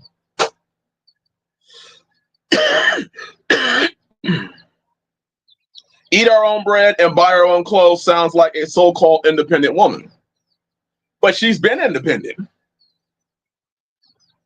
And that's the thing that I find kind of telling, is that women want to be independent, and then when they're ready, they snap their fingers, and it's like, now I want a husband. And now you need to take care of me. You ain't a child. You've been taking care of your damn self pretty good. When I look at her food, her clothing, or covering, now obviously the sisters here they have that. They have that. But what I am saying is, why is it that a person, like, where's the accountability? That's what I'm gonna be real. Where's the accountability for your actions?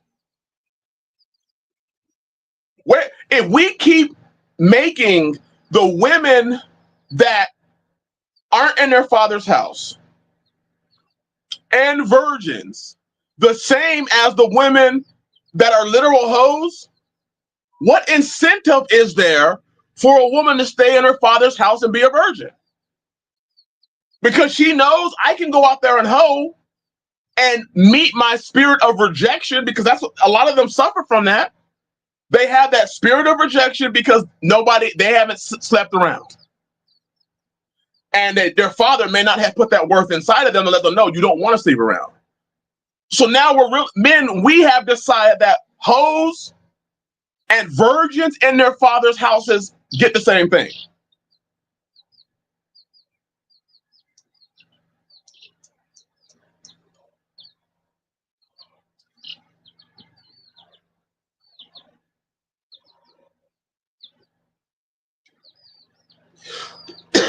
Dream Radio, you're on it. You're on it.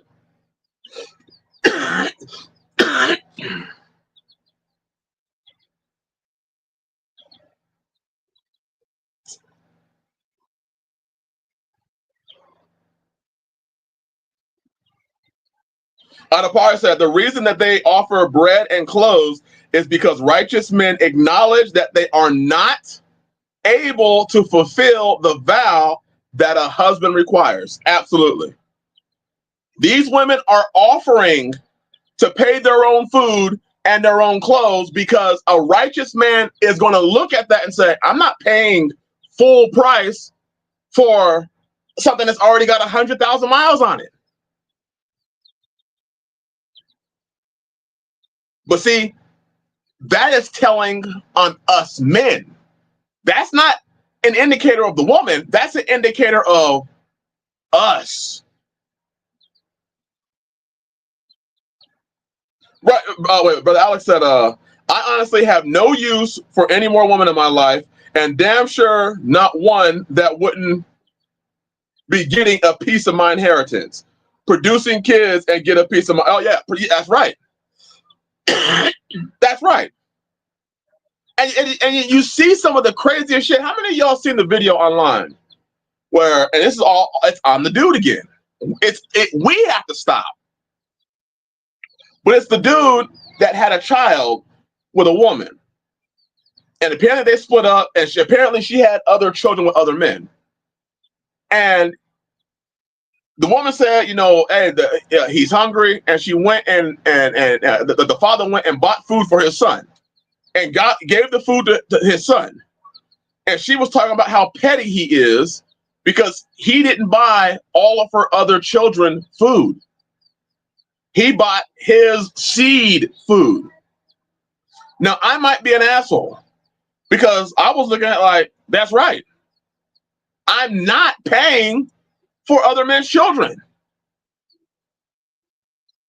I'm not. So if my son is hungry, first of all, my son's gonna be in my house, but I digress. If my son is hungry, I'm gonna get my son some food. What happened to the idea that there used to be a payment for our mess ups? We used to have to.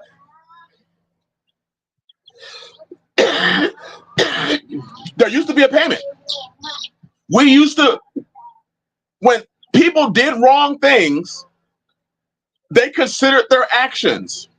But because of the culture we live in today, we men have made it where a woman can act any way she wants to and still receive the reward of a virgin wife in her father's house.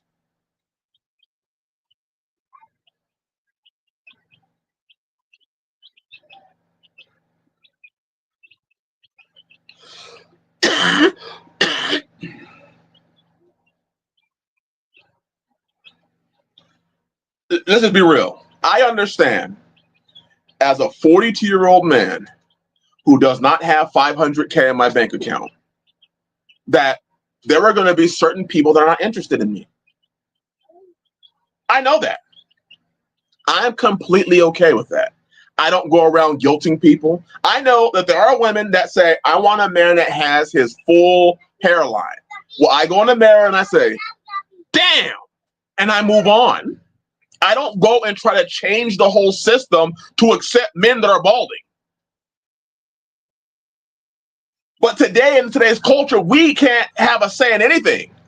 If I say, hey, if you're a woman and you can only locate your vagina through a mirror, I'm not interested in that. It shouldn't be considered fat shaming. I should be able to have an opinion on what I like. But instead, what happened is because men stopped being men, we stopped having a say. We start letting everybody else talk for us. So now there's fat shaming and all these other shamings that I have never heard of. And I look at it today and I say, shit, there's no way. My idea is I find the idea of adding less and less interesting because of what we have out here.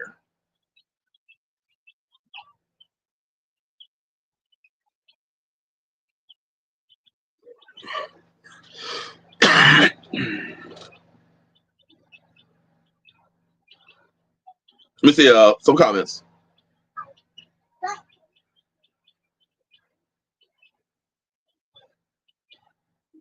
Brother Alex said, wait. I didn't see.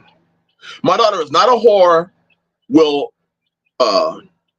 will the world make her one. So the man that comes seeking a wife better be prepared to pay the bride price for her hand in covenant.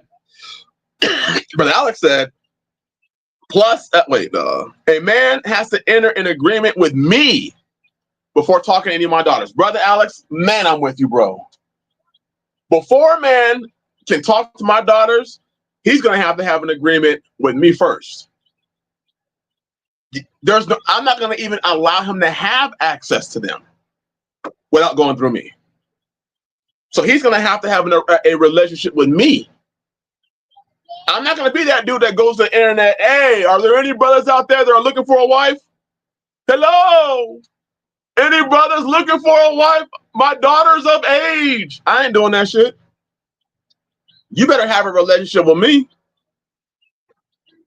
And I've got a daughter turned 16, and she already know the game. She already know. In order to have access to my daughters, you will be having to go through me. Enough said.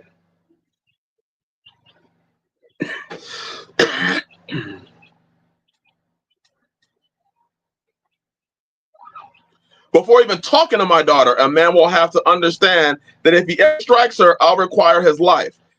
Anyone having an issue need that with that, and not apply. Right.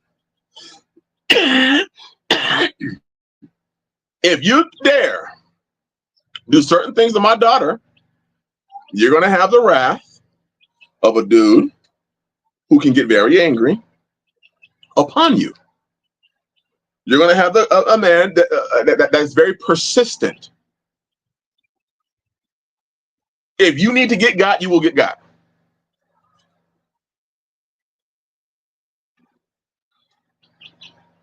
Enough said. Marriage is the business of fathers, and the problem is that we don't have fathers.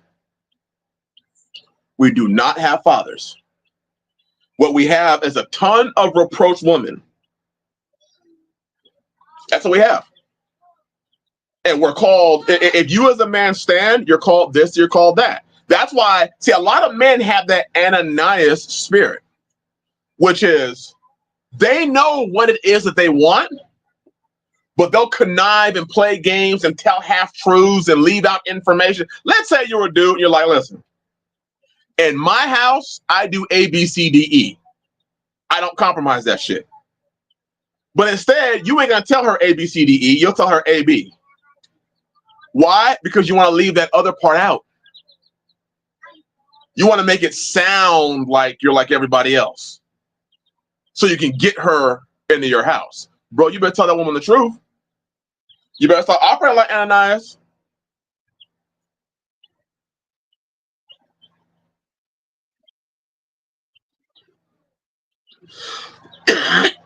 Hey, Rubberholic, I love that part of the movie. Bad Boys, love that part.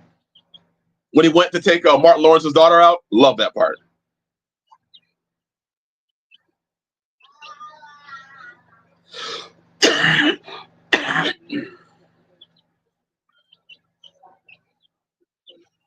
Hey, Palmetto, I'm kind of with you, bro. Palmetto said, if my daughter told me my husband struck her, my first question would be, did you deserve it? Because that's an objective, non-emotional reaction to that. Brother, that's actually, I like that. Hey, what'd you do to him? Well, I did this, and then and he abusive. Well, it sounds like to me you kind of abusive too. I'm out. You ain't gonna protect me. If you do wicked to a person's gonna do wicked to you. Enough said.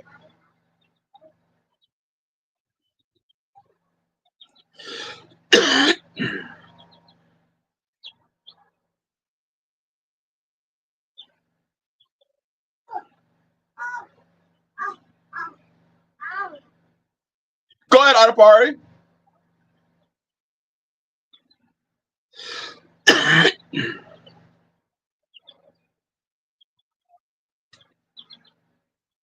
Hey, Palmetto, I agree with that.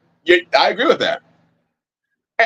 And that comes from my experience living in the hood, where I've seen women rise up to dudes, and dudes put that woman in her place, and then she wants to call the homeboys and wants people to put in some wet work on her ex. And we're like,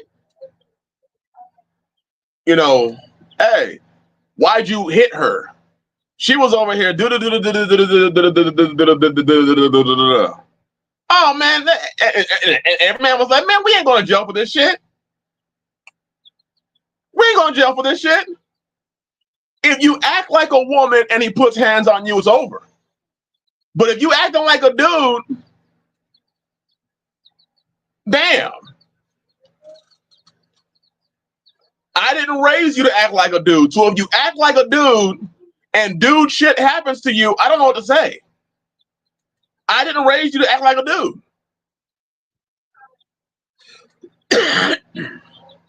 I raised you to keep your emotions in check.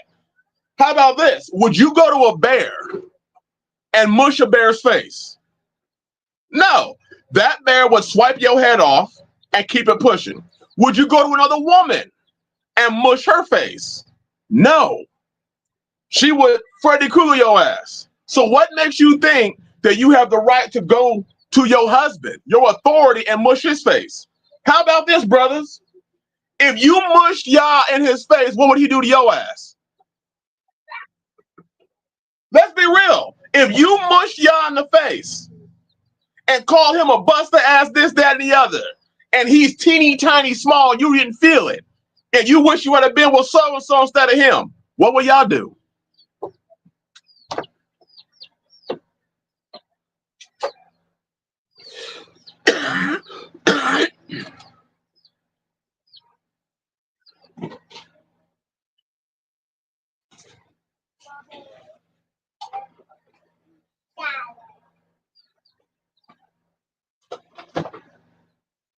Woo, chicken farmer, that's good.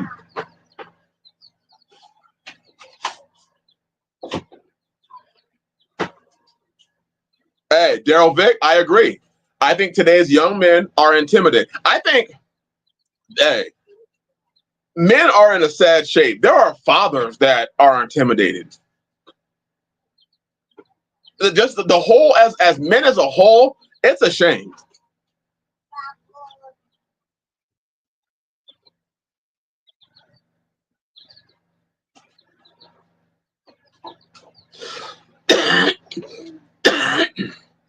And then I'm gonna be real also. I'm just gonna be real.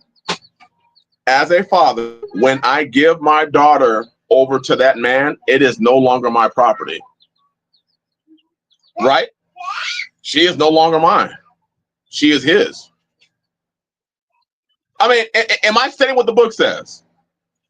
That's why I believe the way in Apocrypha in Sirach it says, when you marry your daughter, you have performed a weighty matter, because you have to give your daughter to a man. Because if you don't give him to a man and you fail in your choosing of a man, that's actually on you. Well, Palmetto said, I agree with that. That's actually telling on you. When you give your daughter over, she is no longer your possession. So you can find yourself in some serious sin, thinking that I'm going to go now and take her back.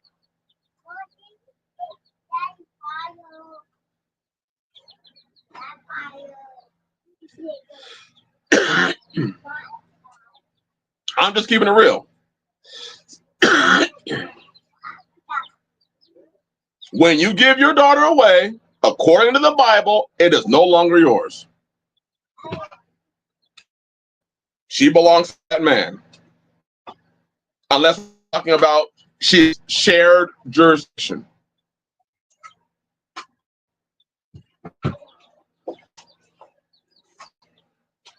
So for humbly, I just know there are certain people that my children just won't marry. It is what it is. No hard feelings. It just is what it is. Why? Because I want to know that if a woman, because see, then we're gonna be talking war. So let's say, brothers, let's say somebody allows their daughter to marry your son. You teach your son to respond a certain way to things. He taught his daughter to respond a certain way to things. His daughter got feisty with your son. Put hands on him. He puts her down. Now her father is looking for your son. Now I'm looking for her father. You see how that go? Y'all see how that's gonna go now? Now it's a war. Now you have the Hatfields and McCoys. Now he's calling all his boys. I'm calling the 411 back home, and we got war.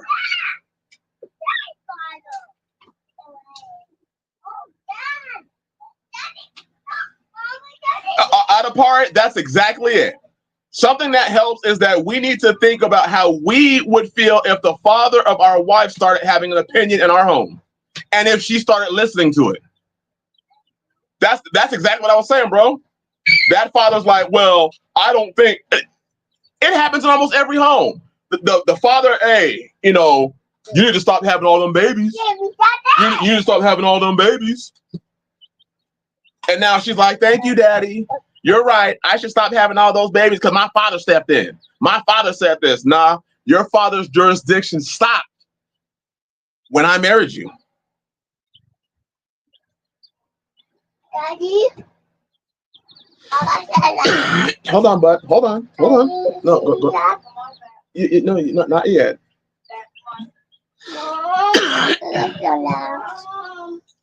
The other part, that's right. Your father is out of order.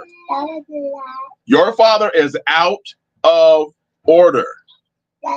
And I told my sister, I told my daughters, if you decide to run off and get married, and that happens to you, I don't have the authority to go do that. I'm not going to sin and trespass, because what if then one of the sisters here, their father tried to trespass against me? I'd be quick to put them in the spot, right?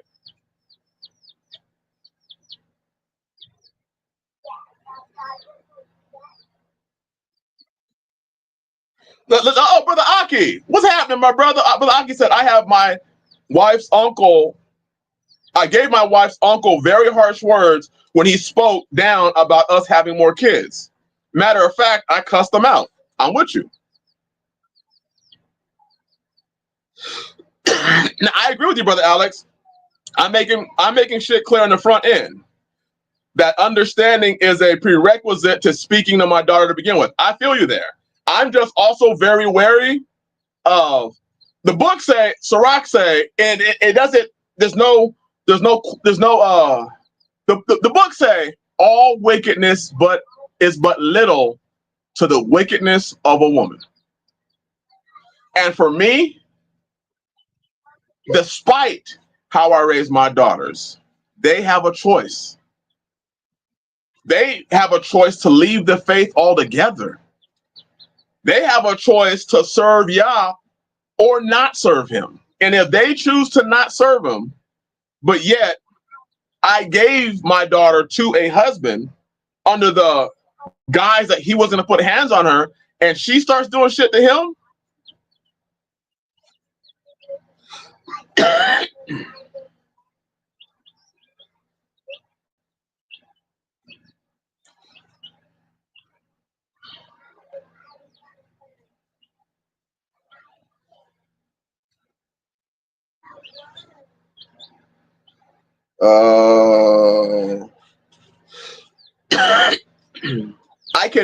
I can make no such requirements because I cannot predict the future. It would be foolish for me to run in and stick my foot in another man's house because my daughter has a black eye without asking why.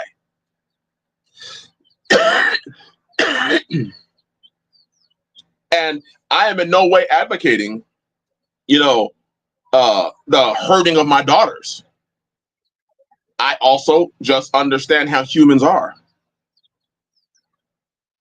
And I have a large responsibility. If I'm going to put my life on the line and my family's future, not just my daughter, but my subsequent sons who are now coming up, and I did injustice by putting hands on a dude because my daughter put hands on him, I look at what y'all judgment is going to be on me. That I righteously judge that issue without being emotional.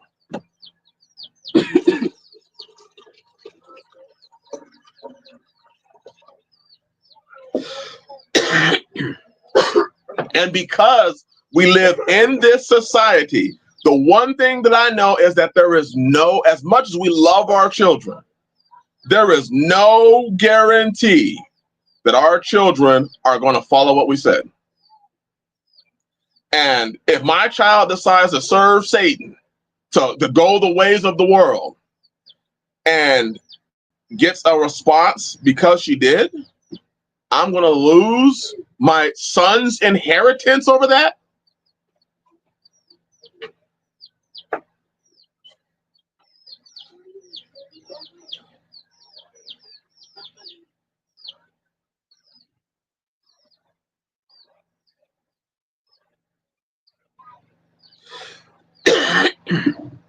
So that's just my perception. I raise my children right in the word.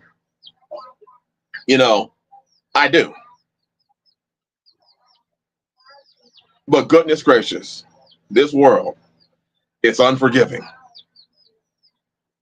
It is unforgiving.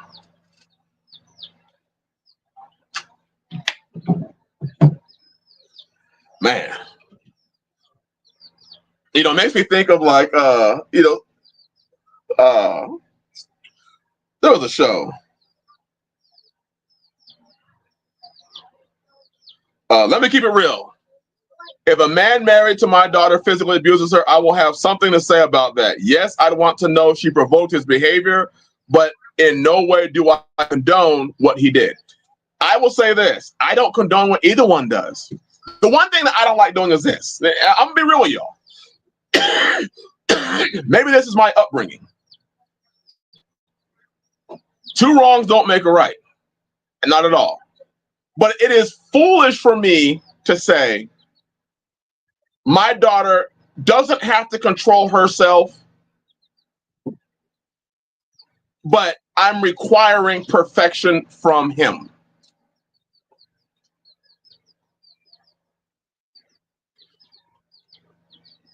I don't see things that way. I see things as whatsoever a man sows, that he shall also reap. And I am in no way a judge of that. I read the Bible, and there are times I'm reading it like, damn, Yah destroyed his bride. Did he not? Did he not say? I read the story of Yeshua and the 5 wise and the 5 foolish virgins. The 5 wise went in with him went into the wedding chamber. The 5 foolish stayed outside where there was weeping and gnashing of teeth.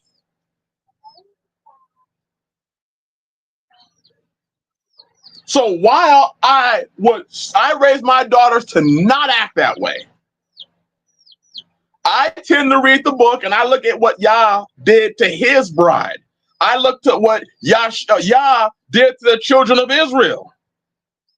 Despite the fact of what they did, of what he did for them, he brought them out of bondage. He delivered them with a mighty hand. So I look at it and say, hey, if they did that to Yah, if the bride did that to the master, knowing what he had done for them,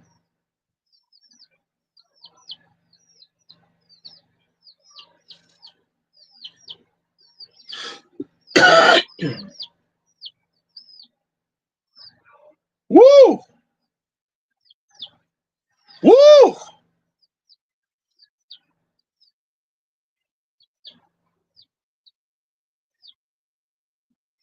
woo,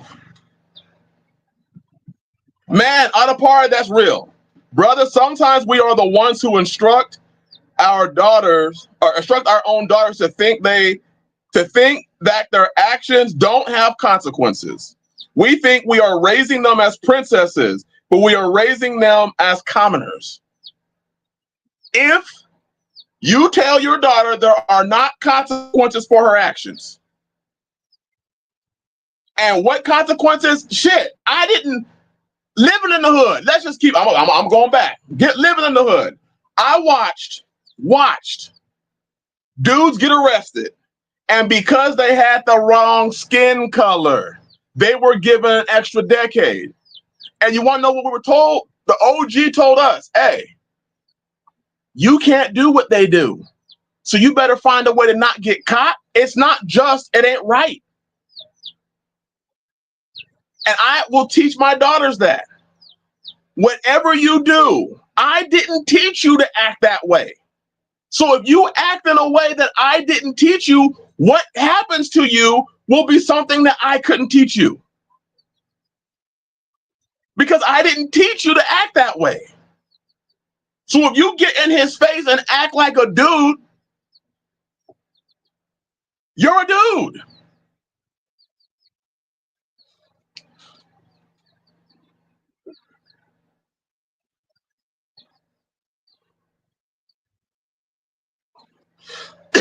Just being real. That's not it. Now, if a man's beating on my daughter, she ain't doing shit, we have a whole different story. But if my daughter's acting like a dude, I expect, hey, I've seen women put dudes in the grave because he held this idea that I can't defend myself. And what do I teach? I teach all of my children. If you are threatened, end the threat. The threat does not challenge you again. And I'm not saying you put them in the grave. I'm saying you subdue them in a way that they know it's over.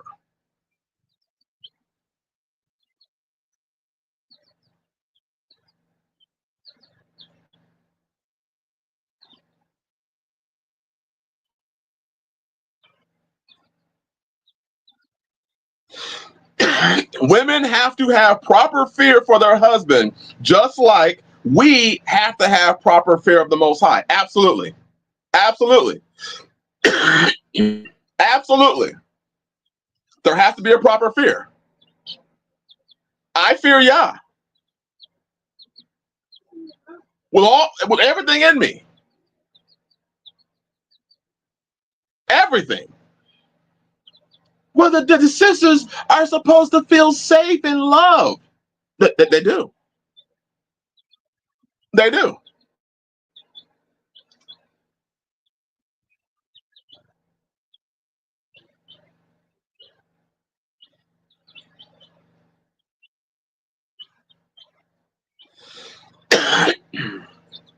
I feel you, Palmetto. I feel what you're saying. Again, I am not saying that we should be violent with women. You should not be violent with children, right? Am I right? We're not supposed to be violent with women. We're not supposed to be violent with children. That is right.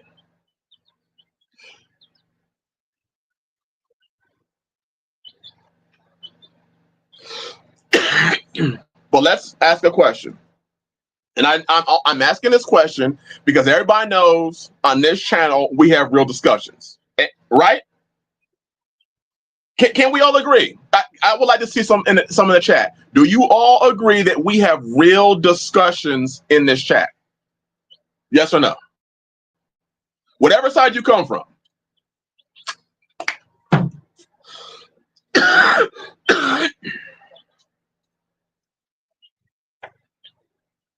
Okay, so we got some. Here's something I put in my mind. The Bible says, "Spare the rod, spoil the child." Am I right? So as our children, if we spare the rod, they will be spoiled. Okay, men, you know that if you mess around with the Most High, what's He gonna do to you? What's He gonna do to you? So if children mess with their head, if they mess with their head, you spare the rod, you spoil the child. Men, if you mess with your head, what happens to you?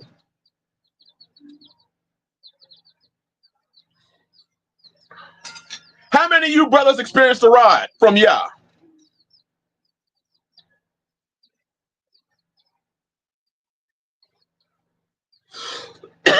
Now, no, I am not suggesting this next thing. But what happens when a piece of society walks in a way and says, we can't be punished?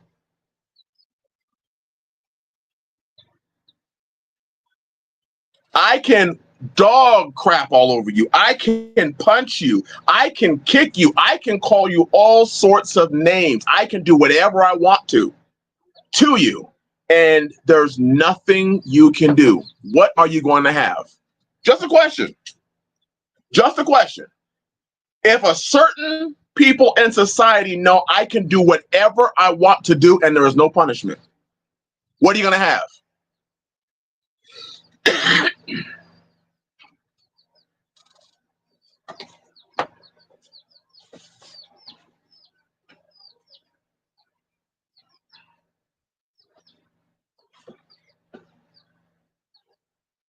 Hey, Brother Garrett, I'm with you. And that correction is why I don't want to go through it.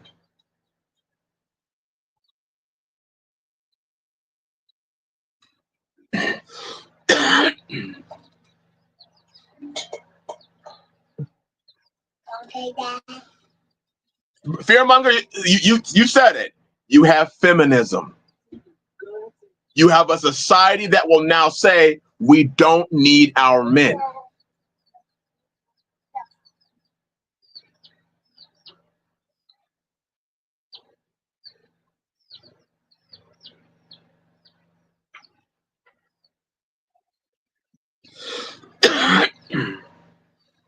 We don't need our men.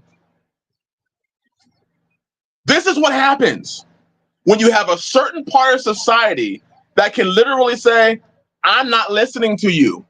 I can push you. I can slap you. I can talk how I want to you. Children cannot do that anywhere. They talk crap to their parents. Their parents should take them in and give them the ride so that they learn respect. Men, if I were to go and just straight up I'm talking straight up disrespect you to your face, brother. In front of your wife. It might be blows. It might be gunshots. Who knows? But what happens when a certain part of society says, I can do whatever wrong I want to, and everybody's limited in how they can respond to me?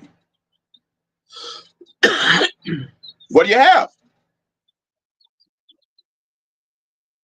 Lawlessness. That's the Chicken Farmer Plus. That's a great one. Lawlessness. What happens when we as the bride do that to Messiah? You have lawlessness. Lawlessness. So what happens if I have a daughter who is willfully in sin, and then I say it's my job to protect her in her sin? Brother Gary said, we don't miss you, bro. Man.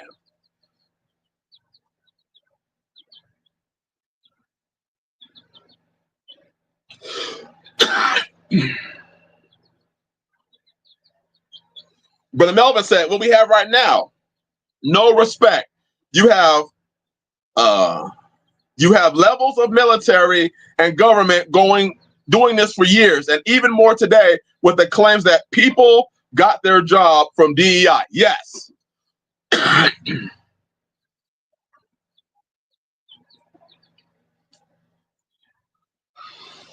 Brother Adam, that's a great question. I ask that question a lot.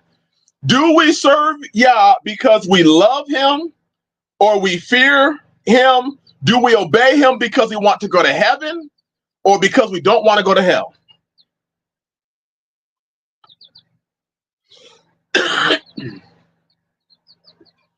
So if we start protecting, because let's just be real, if a woman decides to dishonor, disobey, disrespect, and even become violent towards her husband, who's the victim? Brothers, who is the victim in this situation?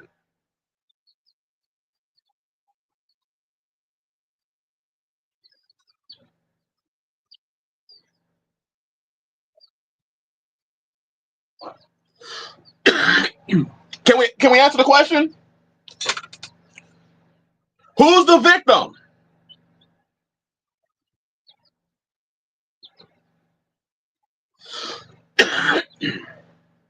Adapara said the man. Who's the victim, brothers?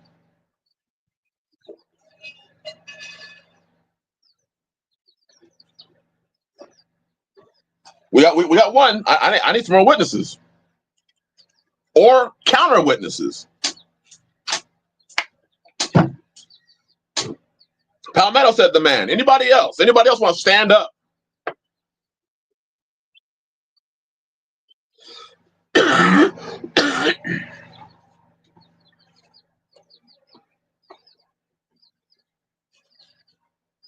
Okay, looks like we got two men.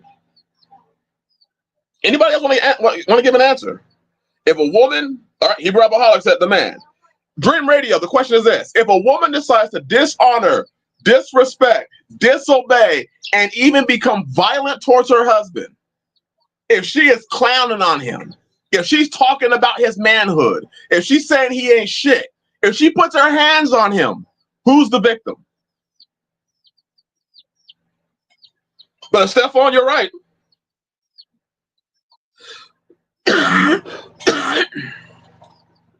So if the man is the victim, then how do we get to a place where we are protecting the perpetrator?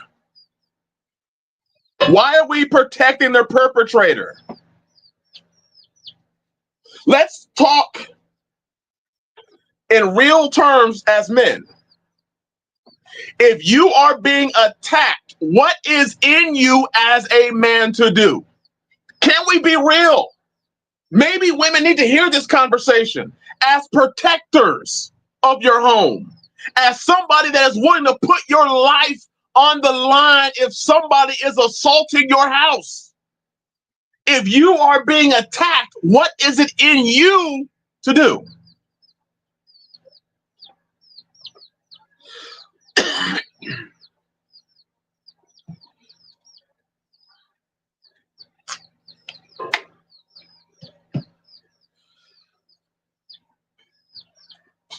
Everybody's saying defend yourself, but what we're now being told is if you defend yourself from somebody that is attacking you because it is Brother Chris's, and no, this is not going to be the case, but okay, not Brother Chris, Brother John's violent, hostile daughter, now that person's coming after you.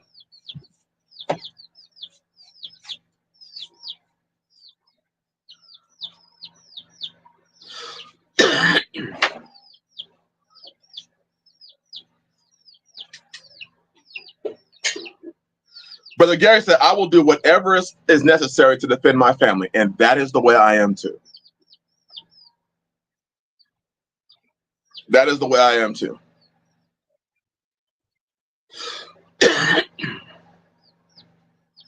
If I saw, I'll be real, if I saw one of the sisters physically assaulting one of my children, it is on. I'm not talking about, you know, the child has the rod. I'm talking this woman is. I'm on the news weekly, and I'm seeing some crazy. How many of you heard about that woman that had her stepson in like a dungeon for years?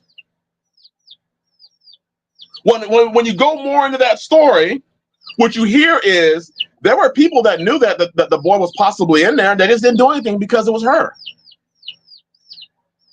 So you now have a society where women have no fear of putting their hands or anything on a man.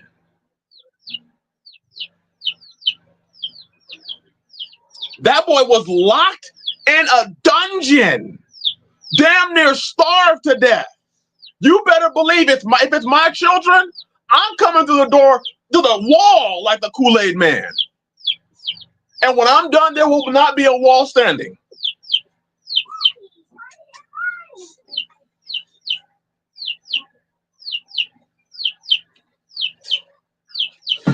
Adapari, remember the guy who slapped the girl because she was bullying his son after he told her to stop.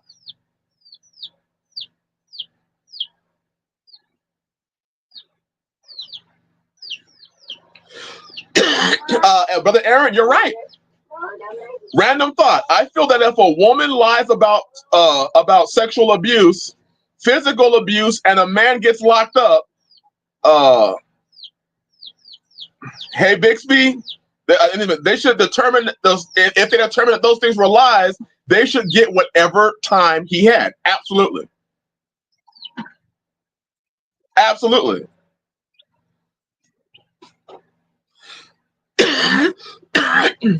Brother Ymir said, like the Kool-Aid man, it's crazy work.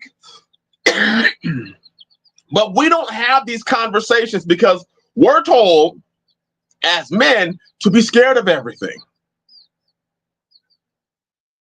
I'm not scared. I will. It is a straight up fact.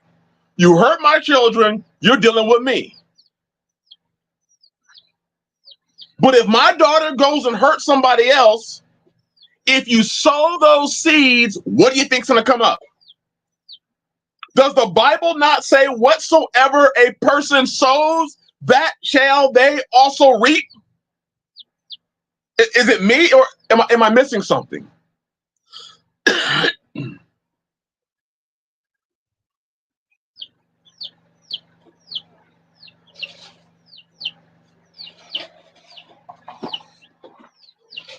Well, Brother J. Morris, restraint is different from striking. But if a person is out of control, that's the thing. Where I was raised and lived, out of control women were out of control. Maybe people have a different version of what it is to be out of control. But an out of control person is out of control. Right? You can't restrain out of control. Because out of control might get a pan. There's that one dude that tried to restrain his girl. After he turned around, she threw some hot grease on him.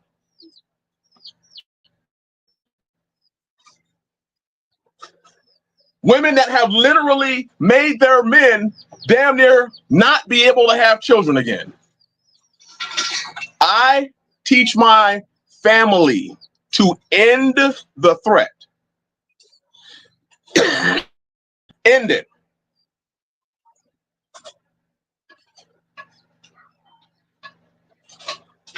Brothers, do you, and I'm just asking, do you teach your family to end a threat if you're being threatened?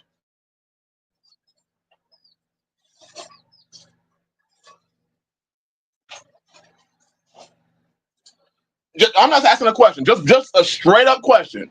Do you teach your children to end a threat? Do you teach your children to shoot the leg?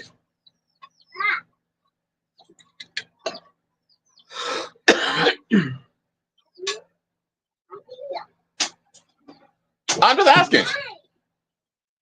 If sin is sin and sinful people will do sinful people things, how do you teach your children?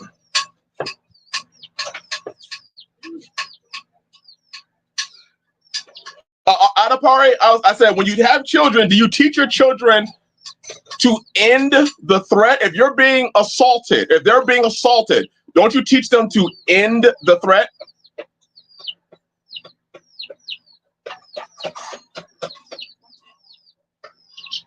Woo! Truckers got the truck. Woo!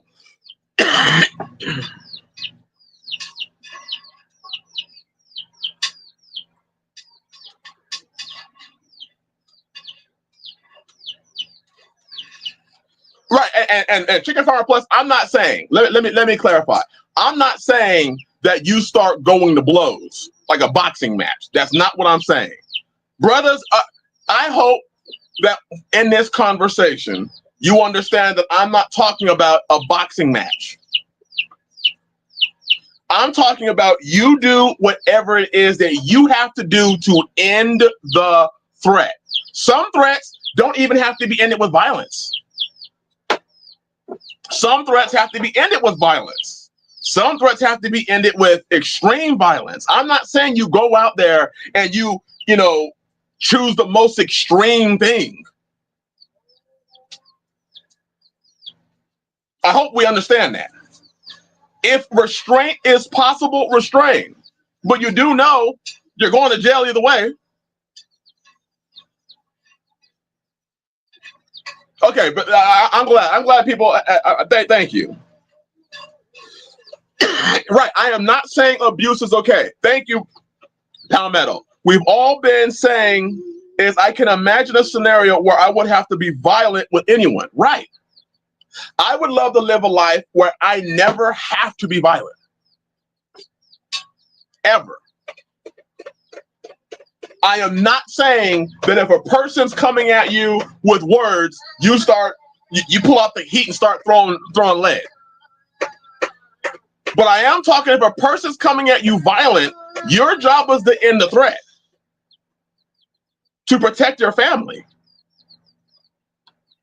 to protect you.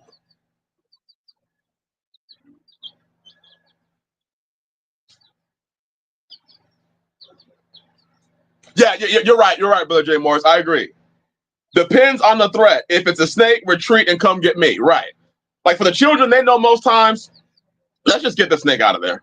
We had a snake in our, a black snake in our chicken coop. Children ushered it out after it ate an egg.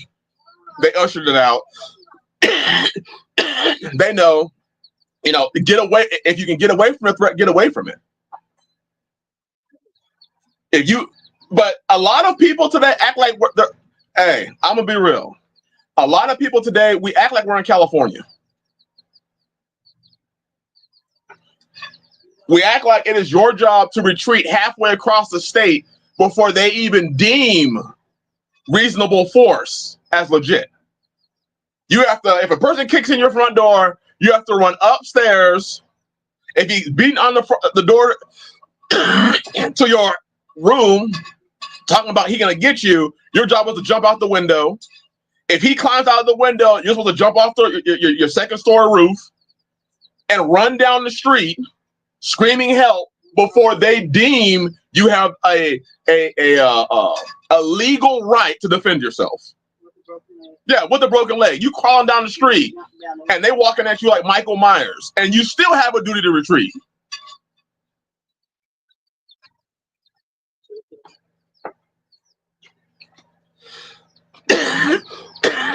So if I can stop you with grabbing you and pulling you down, I'll do it. But if you come at me with a knife or a hot skillet with some grease in there, what am I gonna do? Talk you down?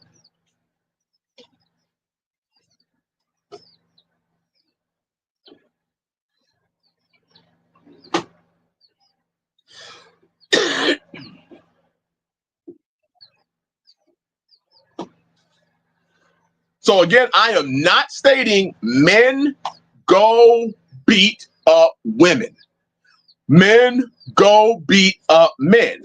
But what I am saying is this, and I am saying this, women, you better use some common sense. Because if you were to go and mush a pit bull and it mauled you, everyone would say what? What would you say, bro? What would the whole world say? If a woman went to a pit bull, talked shit, mushed it, kicked at it, threw a rock in it, hit it in the face, and the pit bull mauled her, what would people say?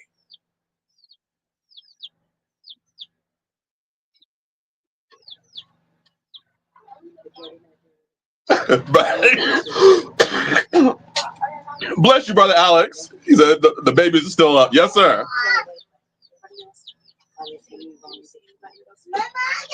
Yep, Dream Radio said stupid.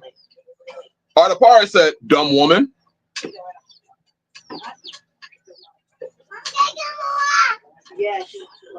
Brother Melvin said you got what you deserve.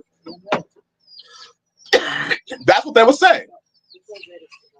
They would say, why would you go and do that to a dog? Why would you go and do that to, why would you go and get in front of somebody's, yes, killing and murdering is two different things. Yes, sir. Yes. A murder, oh, we know what a murder is. Killing is a self-defense thing.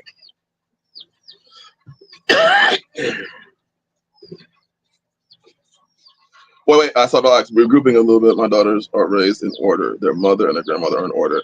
The men are in order. I know when I'm marrying off to some brother. If my standards appear unreasonable high, well, they probably. Oh, brother, I understand that. I understand that whatsoever. I understand that absolutely. I know what I raised as well. But hey, one thing that I do know is that despite the fact that Jacob raised all his sons, he still has some that were wicked as hell. There still was Dan. Despite the fact that he raised his sons, Reuben still slept with one of his wives. That's the one thing that we can never. I know brothers right now that were that raised their children into the faith, and the children. I mean, the prodigal son left. The prodigal son left home and was raised right there with his father and his son, and he still wanted to go have his inheritance to go fuck up his life. We can't guarantee that our children are going to stay in the faith, no matter how good we raise them. Right? Other parts that look at the sons of Samuel. Absolutely. I mean, they were defrauding Israel. Look at Absalom. Samuel? Not Samuel. The guy he was raised. Samuel Eli, the sons of Eli. That's right. The sons of Eli.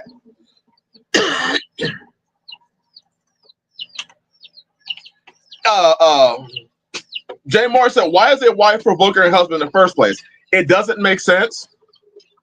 But the Bible does say all wickedness is but little to the wickedness of a woman.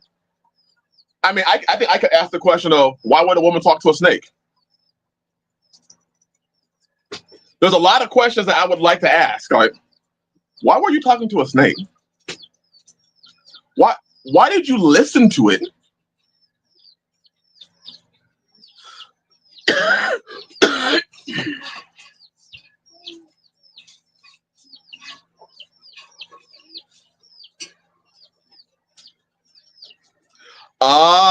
Brother Alex, that's why you are who you are and I am who I am. That is smart. He said, also, fun fact, when you respond to a domestic and the woman is clearly lying, let her fill out a report and then arrest her for filing a false report. Chess, not checkers. Ah, you got me.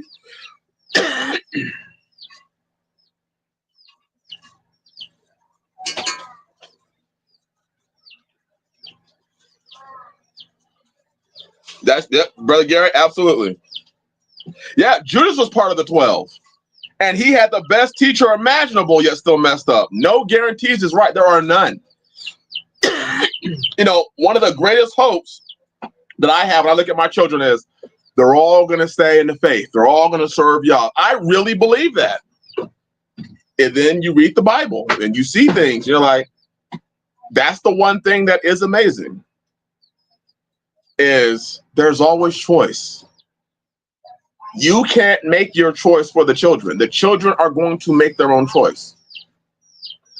And that's a hard reality. Now, the Bible says raise up a child in the way he should go. When they're old, they won't depart from it. So they may not leave it at the end, but there may be times in the middle that they go far away. Once again, the prodigal son. When he was he was raised up the way he was supposed to go. He still wanted to go do his own thing.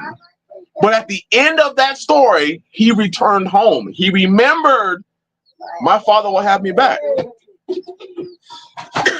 As I'm sure all of us fathers would love to have our children back if they wandered off.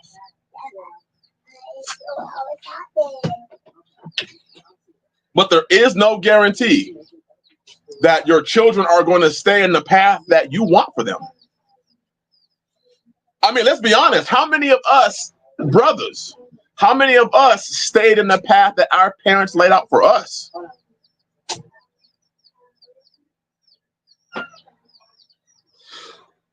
That's right, Brother Aaron, because he told her she can be like, yeah. So why a woman would do certain things, why men do certain things, I will never know.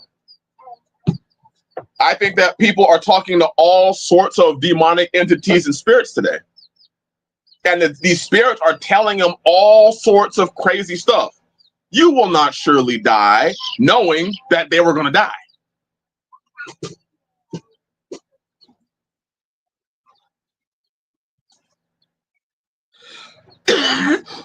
Now, Brother Alex, I will agree with that.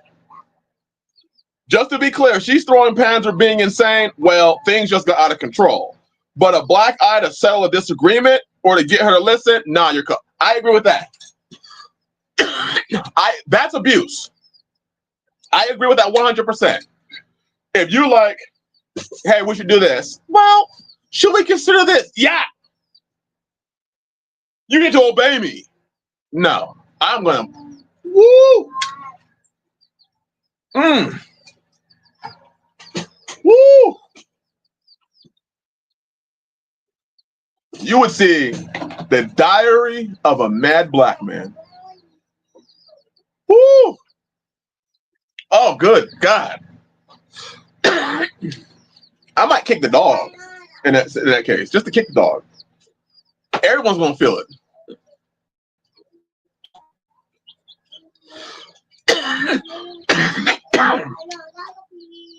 So I understand, Brother Alex. I absolutely understand.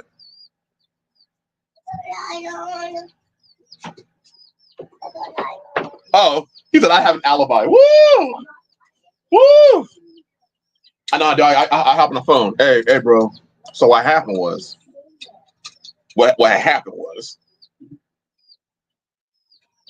or I'll say this.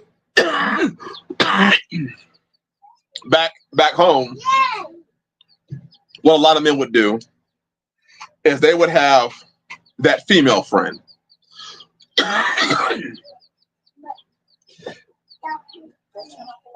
So if a man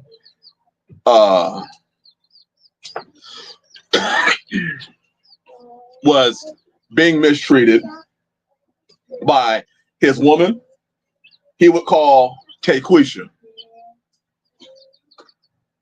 How many of y'all brothers, how many of y'all know about Taquisha? You know Taquisha. Taquisha is about 6 foot, 220.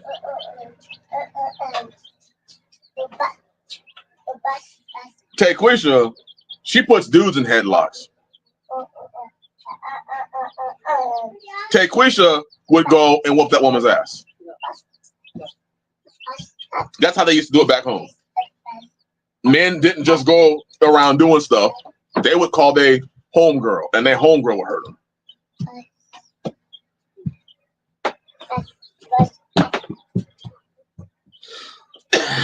Brother Alex, there are a lot of Taquishas. Woo, there sure are. So once again, I am not condoning abuse on man to women or women to man, but I do believe that we as men and women have to consider our actions. If you're going to be wicked, things are going to happen. Things are going to happen. That's why if we strive for righteousness, these things are going to, if we strive, Adapari, I'm with you on that one. I'm sorry, everybody. I'm with Adapari.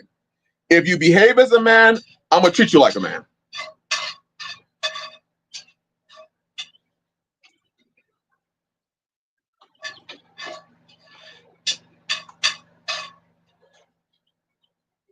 I agree with that.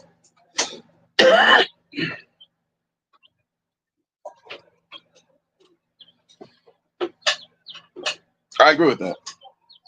Some people may say you're wrong for that. I think you're wrong for breaking the commandments. A woman is not to wear what pertains to a man, or is not to put on what pertains to a man. Don't put on man things, and you will never be confused as a man. So I do understand what Brother Alex is saying there. He teaches his daughter to be and always be a woman, so she'll never be confused as a man. And I absolutely understand that.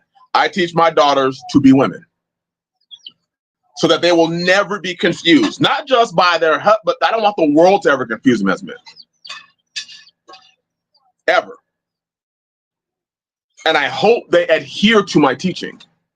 I hope they understand that I'm not going to be able, as my father's daughter, I'm not going to be able to go out there, act any way, and then go back home and then say, Daddy, he did this to me.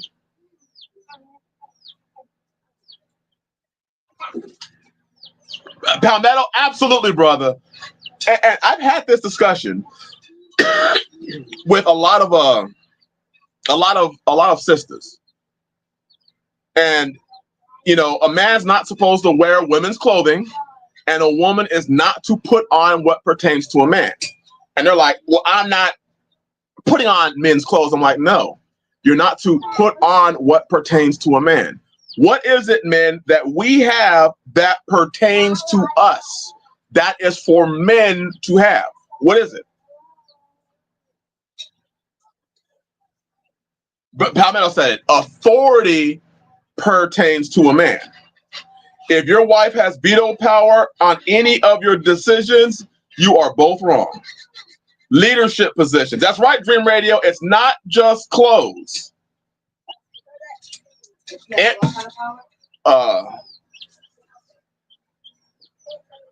the wife has veto power. So if you say we're going left, she's like, nah, we're going right. Brother Gary said a dick. Yeah, that would fit too. House of Amir said dominance. House of Lamar said preeminence. Balls. That's what it. When I read this book and I look behind the words, women will say, "Well, I'm not putting, baggy jeans on." No. What we have today, jealousy. Oh, House of Amir. Jealousy is what pertains to a man. Show me anywhere in the Bible, sisters, where you are allowed to be jealous. But did you know in Numbers chapter 5, a man has a right to be jealous if he believes that his wife is cheating on him? There is even a special concoction that she will drink. He has a right to bring her to, I think it was the priests. And if jealousy was not for women.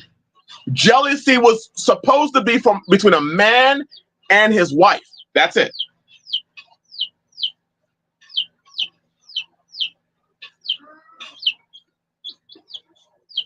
Bless you, Chicken Farmer Plus. Bless you, bless you, bless you.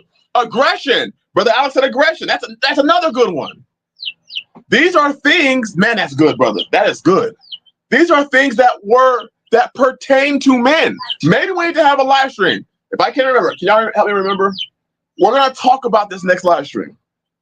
What pertains to men that women consistently put on? You're breaking the Torah.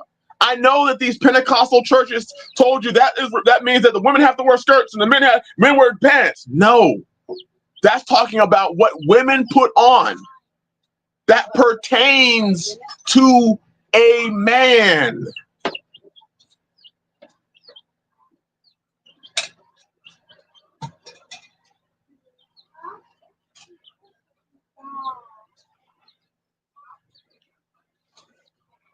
Women pastors, that's another good one. Women pastors pertaining to men. There were certain things that were only supposed to be for men. And the church has come in and tried to pacify everything and twisted it. There were certain things that men had that was for them. For them. You want to know what pertains to a man, sisters? If you're a married woman or in your father's house, the breaking of a vow pertains to a man. Your husband's the only one who can break your vow. Your father can break your vow if you're in his house and we're in his house the whole time. That does not mean you go to your father, you go to you go get married, get divorced, go back to your father's house, and he's like, "Well, I'm breaking your vows." He doesn't have that authority. Because the Bible says a divorced woman or a widow, she keeps all her vows. She can't break them. They are unbreakable. You basically became a man. You hear that? All these divorced women, you're literally becoming a man. How about this? A woman divorcing her husband. Does divorce pertain to women or men?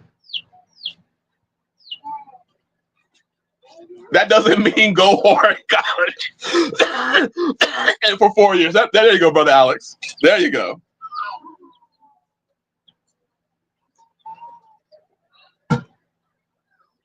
When two people are married, the Roman Catholic, well, the Romans gave women in the faith and to their own people, they gave the Greeks, the Romans, and they gave authority to Israel. When they were in Rome, they allowed women to divorce their husbands.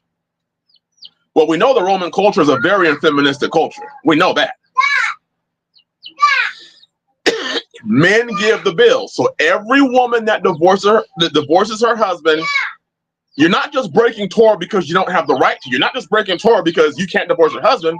You're literally putting on what pertains to a man. Divorce is from the man to the woman. Fluster Cluck Farm, Shabbat Shalom, sis. Shabbat Shalom. I didn't see you come in the chat. Forgive me for not acknowledging you. Bless you, sister.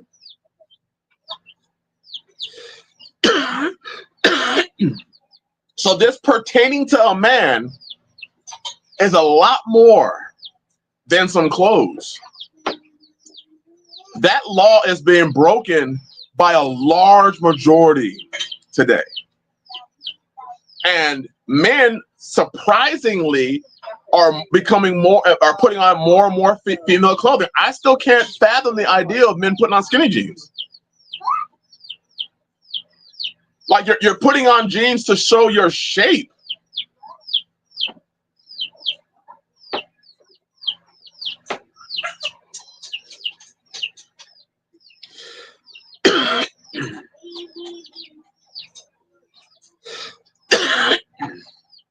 You're putting on skinny jeans, bro. You're acting effeminate, bro. You're all emotional. You're all in your emotions. Men. Ooh, here we go.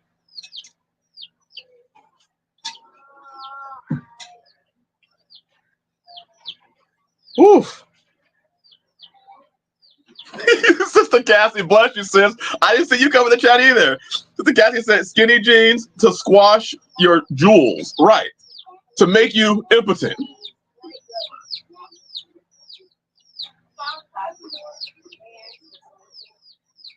Well, oh, no.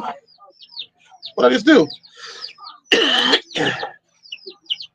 Do not gird your loins equals no skinny jeans for men. Right.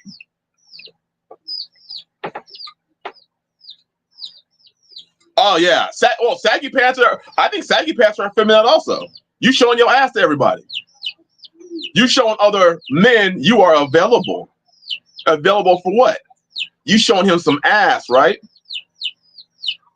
Is that not what he's doing?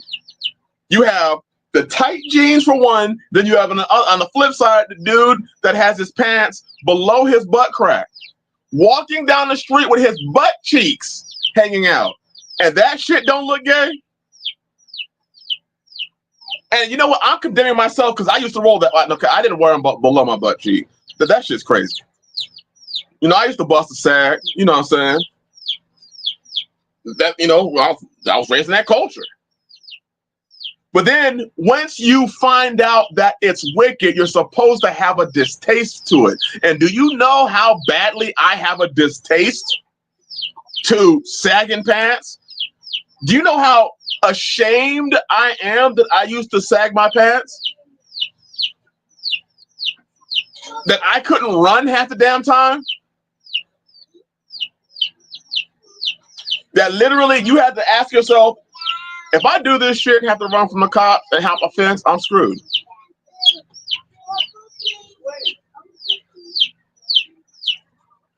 That's exactly it, Sister Cassie. Blessings, Brother Rob. Bless you, sir. On the street, I know the saggy pants with basketball shorts underneath was so you could dip. That's exactly it. Brother Alex is spitting the game. If you had to run, you had basketball shorts underneath so you could ditch the pants and roll out. That's why we wear basketball shorts underneath our pants. Let me see, is that what he's going to say? On the street, I know that saggy pants with basketball shorts underneath was so you could ditch the G's and change your physical description if you got out of sight of the cops chasing you. Brother, you just told it. We used to wear basketball shorts because we had to run. We ditched the pants and we could hop fences.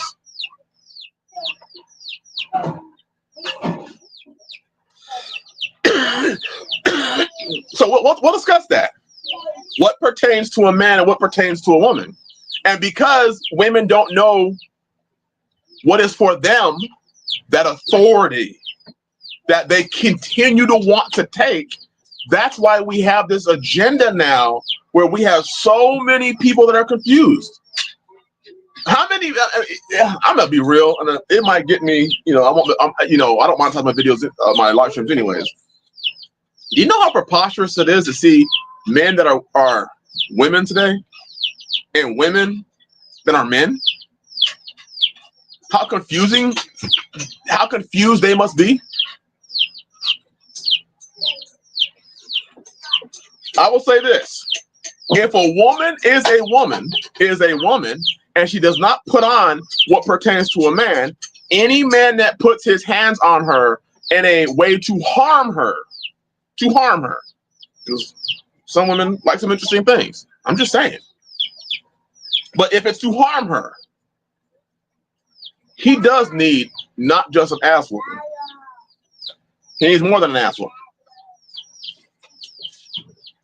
We would need some Jacob and his sons and Dinah. For those of you who know that story.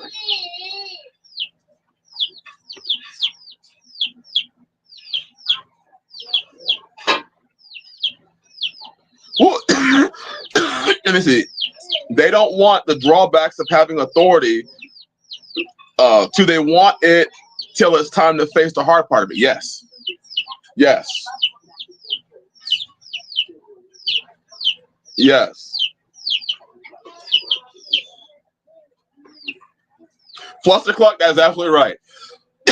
You run from in these small towns, you run from the cops, they just go to your house. You can only stay in the woods for so long before you got to come out. I would say brush your teeth, but a lot of these dudes, they don't even do that. So pass. Hey, brother Aki, Jacob's sons were definitely some hitters. They were definitely some hitters. So we do need that structure. Again, I want to make sure I'm making it clear. I am not saying men have a right to abuse women. But there is abuse and there is self-defense on both sides. With children, there's abuse and there's self-defense. And that's going to sound crazy. You're like, wait, what? No, I knew some people who were abusive to their children. When you stick your children downstairs and don't feed them, you abusing them. When you're chaining your children inside rooms, you're abusing them. If some of these sick, oh good God, some of these sick people, if you're doing any sort of exploitation of children, you're abusing them. Yes, and Brother Alex said also, I think fathers have an obligation to communicate expectations clearly. Absolutely. Otherwise, and Brother Alex, I'm glad you said that because it ties back in. If a father does not, and the husband and the wife, if communication is not done clearly, you're going to have Ananias situations. If the father doesn't clearly state his expectations, which I will state mine, I'll state mine. And he has that right to state them. Because I sure as hell gonna let people know, if you mess with my daughter and she is not in the wrong, understand, I'm coming. I'm coming. Just so you know. What's that mean? It means I'll be there.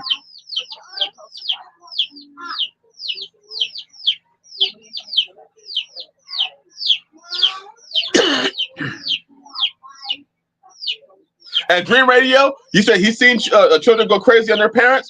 It's crazy. You're seeing children go crazy on their teachers.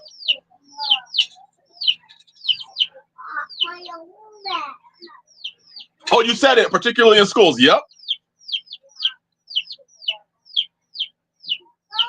Plus, the Cluck said, I don't even show mine on my channel. See, I used to not show mine on my channel, but then there were some parents that were like, you know, it'd be nice to see your children. I was like, cool. I mean, I don't make it a habit to try and show them on my channel. Every once in a while, you'll see a picture of them or a video with them. You usually hear them in the background. Also, there might be some strategy behind that. Brother Jay Morris, brother, there's a millstone with their name on it waiting for them in eternity. Those who harm children. Brother, I don't know how many of you brothers feel this way, but when I see people harm children, it's kind of like that. I would like to be in a no holds barred, any rules go street fight with these people. If you want to harm a child, why don't you harm somebody more your size? Don't go and try to mess with the little ones. Harm somebody, go after somebody your size. But a lot of these dudes are just straight up bitches, which is why they try to harm children.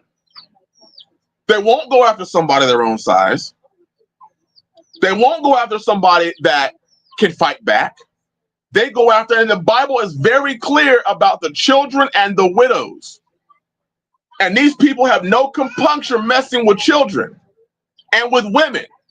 If you're a person that assaults SAs, women, why don't you go pick a dude? Go pick a dude.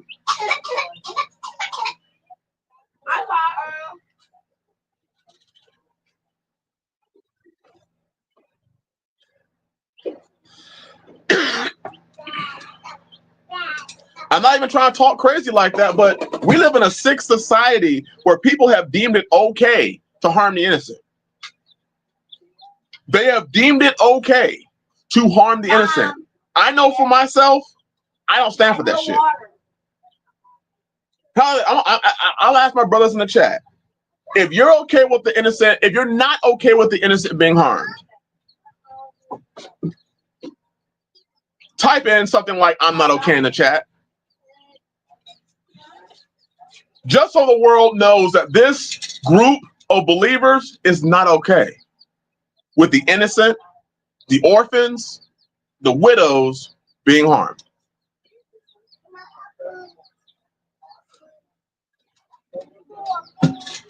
These brothers are not okay. We love Yah's law, and Yah's law tells us to defend the orphans and the widows, to care for the orphans and the widows, not to harm. And for these punk ass dudes that call themselves some way or shape or form Hebrew roots, and you doing it, let me not go too far.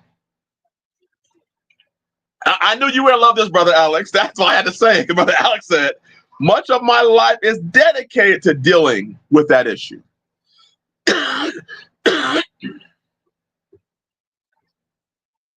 That is sickening. And how the sin of this world. If my children raise their voice at their teacher, I raise my voice at them because they're talking to my wife. That is straight. Brother, I feel you. Woo, I feel you, brother. I'm quiet most of the time because when I know the fear that happens when I get loud. Yes. When, as a father, when you get loud, the children listen. The children listen. So we got our brothers in here. We're just not okay with that. We're not okay with that. Brother Jay Morris, I'm with you, brother. I hate evil. As I've gotten older,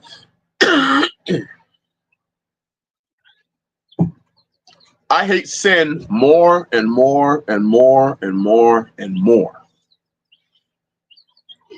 The older I get, the more serious in my walk. And it doesn't, when you first come to the faith, however old you are, a lot of times when you read the book, it comes across as You can't do this, you can't do that, you can't do this, because you don't really know the love of Yah yet.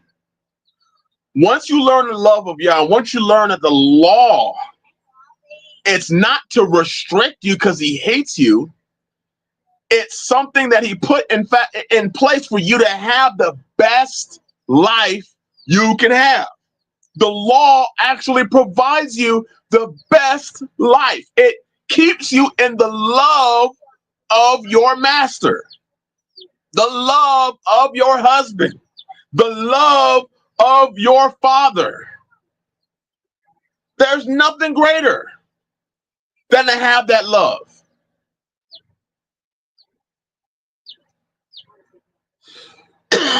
Right, AB 22. Yes, it's our sin nature. So the more that my relationship with the Father grows, the more I love him, the more I hate sin. Because I'm going to be real, there was a point in time I can't say that I hated sin. I understood it was sin, but I didn't have that hate yet. Maybe it's just me, but I didn't have that hate yet. Now, when I understand, and some of this stuff, I don't know, maybe it's just me. Brothers, you can attest to this. But once you have children or you get married and you feel what it is to be hurt by your wife or by your children, it really puts it in perspective what you have done to Yah. And you've done it in ways that can never, it won't, what your wife could ever do to you would never come close to what we have done to Yah. Not even close.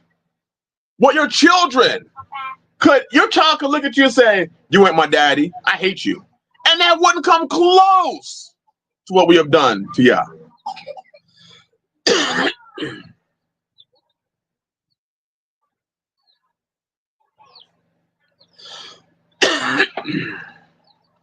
When I first came to Torah, I had that stupid Christian mindset that viewed Yah's commandments as suggestions. Now I realize that he meant exactly what he said. Brother Gary, me too. Me too. And it's a wonderful thing when you get to the point where you love Yah, where you strive to serve him. You're not perfect, but you're striving to the point where a lot of your errors come from misunderstandings and not conscious choices to not serve him. But Alex said, it's rare, but with Caleb House, it's always a little refreshing to get to work with a father on a case. I've got hella resources and can solve a lot of these family court problems guys deal with. Hallelujah. Man.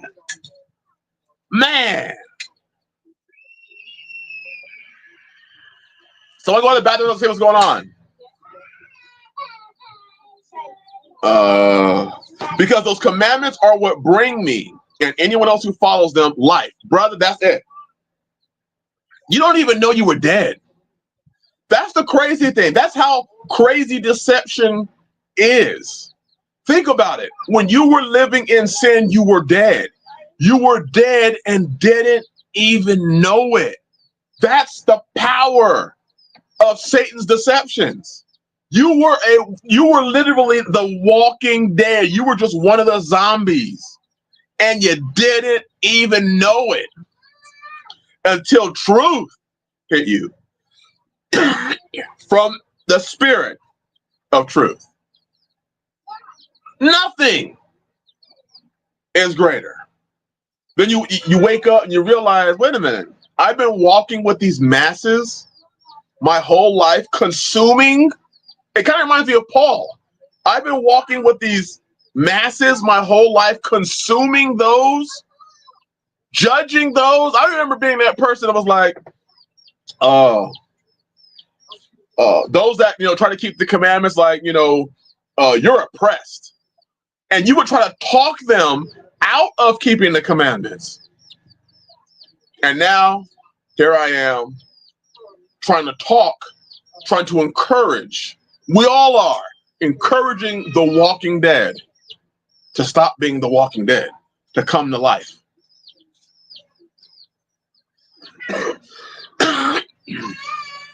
Man.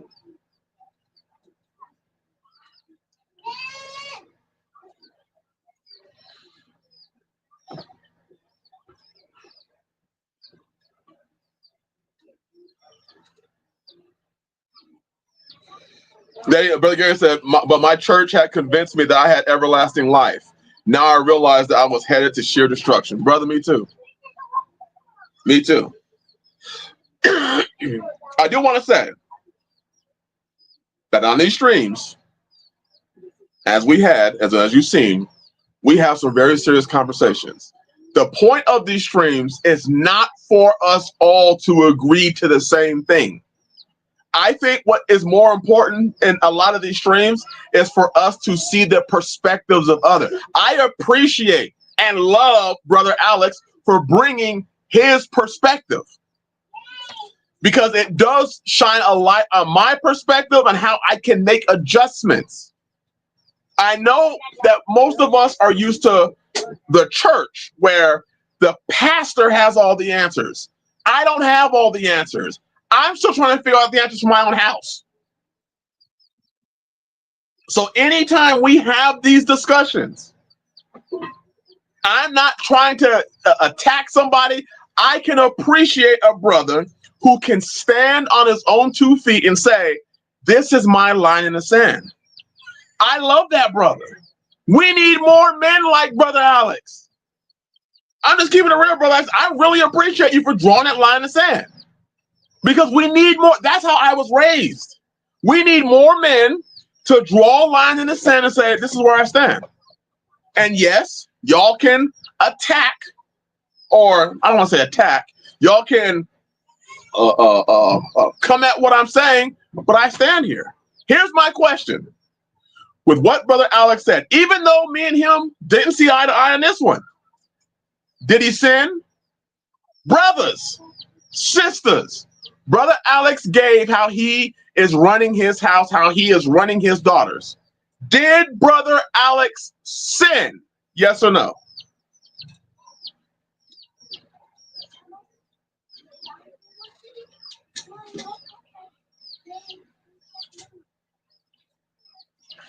If Brother Alex, wait, we need another witness. Palmetto said no. We need more witnesses. Did Brother Alex sin? So if Brother Alex did not sin, and I were to levy a judgment on Brother Alex, who would be the wicked one, him or me?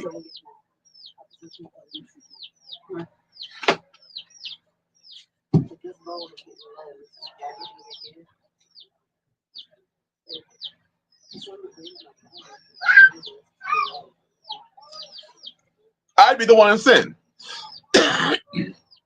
Because what he said is not a judgment issue. It's how a man decides to run his house and what he wants for his daughters. And we as men have to learn to respect and love each other through that. We have to love each other through that. We need to honor each other, respect each other. Brother Alex knows, hey, if something went down, you can go give me a call, bro. I ride. And that's what the hope continuously is for this chat. I'm not asking for us to agree. The only thing I'm asking us to agree is on one thing. The law is holy and righteous and true. Yeshua HaMashiach died for our sins. He is the Son of Yah. The Bible is legit. It's real. If we can agree with those things, you might say, hey, brother, Shabbat starts for me when the sun comes up. I'm straight, cool. All right. No beef. No beef. None.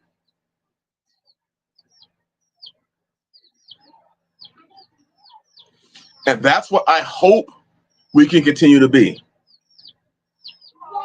We can be believers in Messiah, keepers of the law of Yah. And outside of that, Brother Alex, if you ever felt that I trespassed on what you were saying, hey, I ask forgiveness, bro. I know I did get really animated, but I hope you do understand it was I never intended to disrespect your position, or I hope you did not feel like I was trespassing on how you run your house. And if you felt that I did, or if anybody here felt that I did, I ask forgiveness.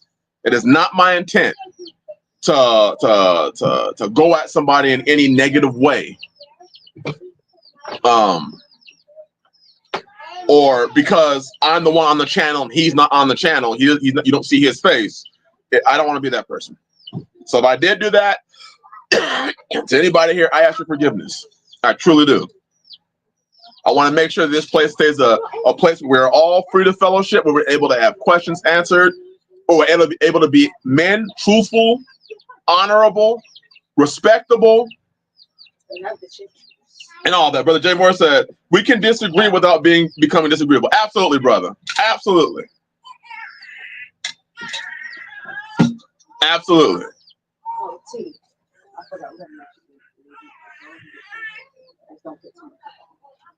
Agreed. Everything else is about fighting how to do Torah. Yes, Brother Gary. And that is my fight. That's my fight. Nah, we're all good brothers. I'm not going to put my opinion out there unless I'm comfortable with it. And I'm also comfortable with people disagreeing and it being left unresolved. Hallelujah, brother. Hallelujah. But I do appreciate as a man, knowing you personally, that you were willing to put that opinion out there, because for us as men, I think it is very valuable for us to hear the points of other men. Because if anything, you know that Brother Alex has no fear of stating where he is. So if you were a brother and you considered, your son marrying Brother Alex just gave you some information. Man, I wish that I was shown this as a younger child, that I could actually witness men have different points of views without wanting to kill each other, without it going to name calling, without it turning into some satanic, clusterfuck or flustercluck. There you go, sis.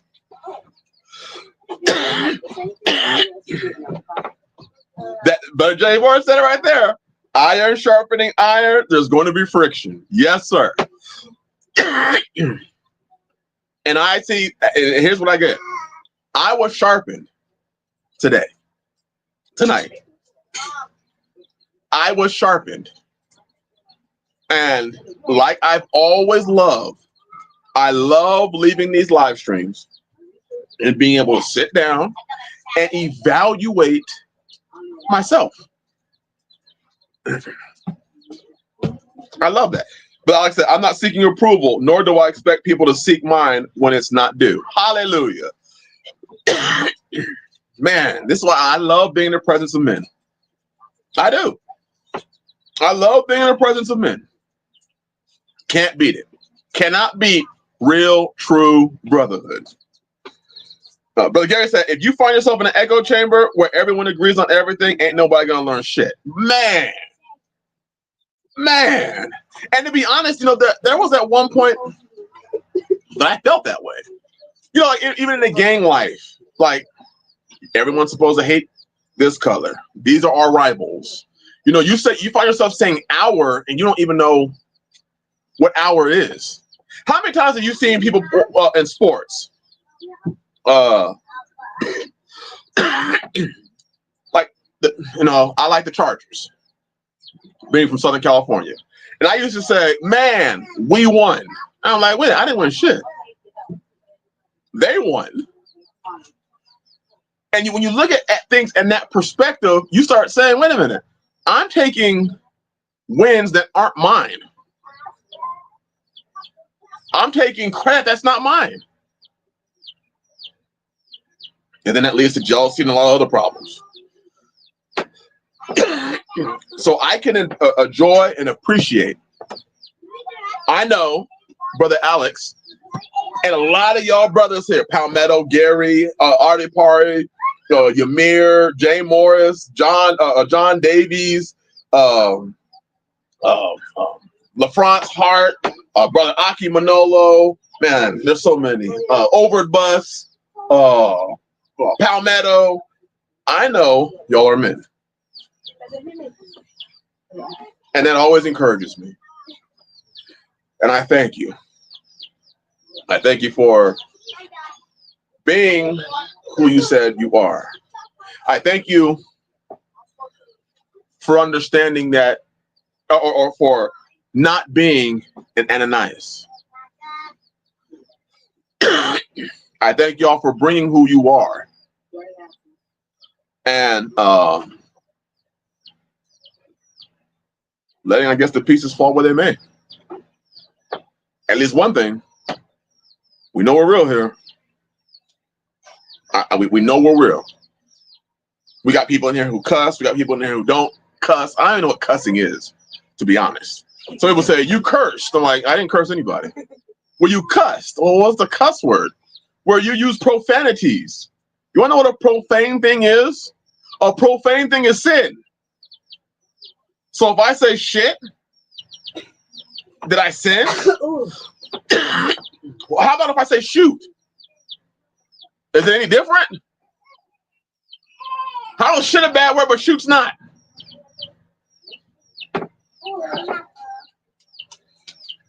There you go. Artapari said, Brother Alex said, I know what cussing is. I'm super good at it. I'm with you, bro. I'm with you. Artapari said, eating pork and blessing the plate, that is profanity. Bro, yes. Calling what is wicked righteous and what is righteous wicked, that's profane. That's profane. I think in Maccabees, it talks about how they profaned Yah when they sacrificed swine's flesh on the altar. They profaned them. Swine's flesh. That should give you an indicator. Anytime you do wicked and offer it to Yah, it's profane.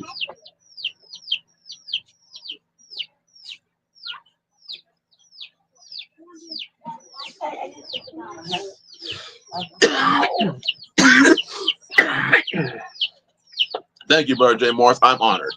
I really am honored. Yeah, using Yah's name in vain is is preaching your misunderstanding of Yah's word. Yes. You have a point there. That kind of mindset kind of changed my stance a little on cussing. What cussing was, I was ignorant in asking Yah to help me to stop it, thinking it's sin. Yes. Artapari, share your testimony, bro, and then we are done. I love testimonies. Dream Radio said, profane is unholy, dark, and deceptive. Vain in a sense. Absolutely. The Bible's really clear on what profane is. A few weeks ago, a brother who studies with me was visiting a nearby family because earlier in the morning, a demon had taken control of their son. Oh, yep. Ooh. Keep in mind, in that house, there are about 4 or 5 people living together, each one belonging to a different Christian denomination. Oh, boy. The demon said to my friend, why can't I enter your mind? Then it added, many people from these Christian congregations will perish. We need to draw closer to the Most High. Something dark is coming. Brother, let's put it to the chat. Brothers, how many of you believe something dark like truly dark, is on its way. If not here. How many of you believe that? I do. I do.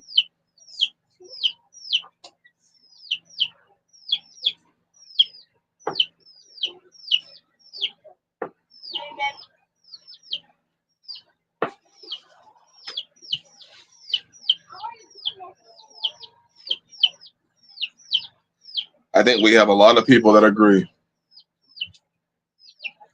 We have to make sure we prepare our house, brothers. Make sure our hearts, our minds, our spirits are right. And I think that we need to also take the physical preparations.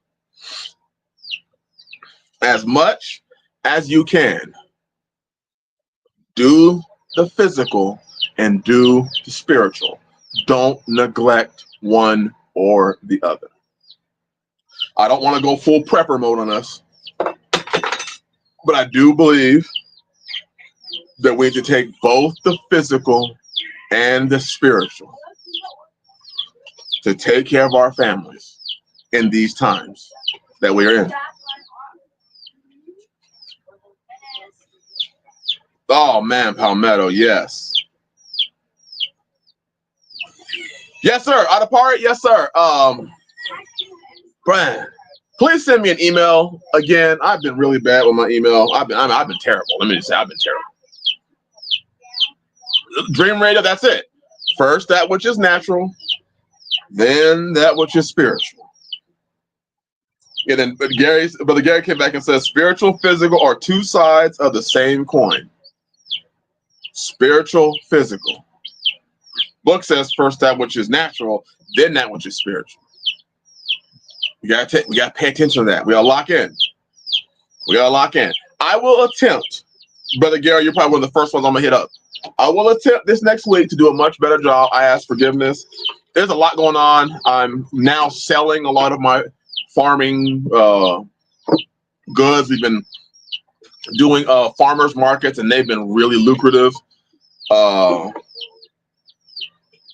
But I will try to make sure that I make some time. I ask y'all forgiveness. This is a lot going on, a lot taking place.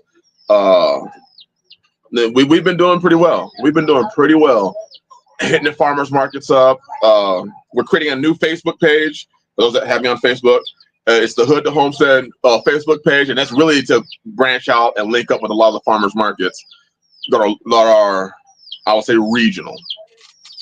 And it's been going well. You'd be surprised with, I'm gonna get this little testimony and I'm done. And I was really praying to y'all that I really wanted to do something with a lot of the excess food and things that I had.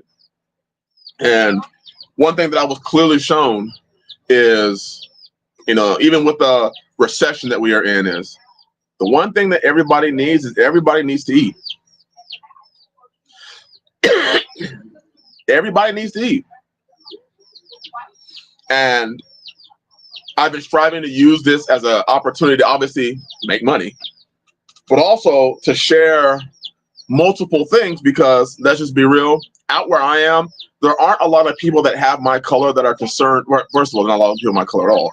But second, there's not a lot of people that have my color that are the least bit interested in food or food preservation or food growing. When you tell people you grow your food, they're enamored. They're enamored. Like, wait a minute, you came from Southern California out here to grow food? Yeah, I know. And it's a witness to people. And I really do enjoy witnessing to people, sharing, how good Yah is, and having them have that interest. Like, who is this Yah? I can tell you.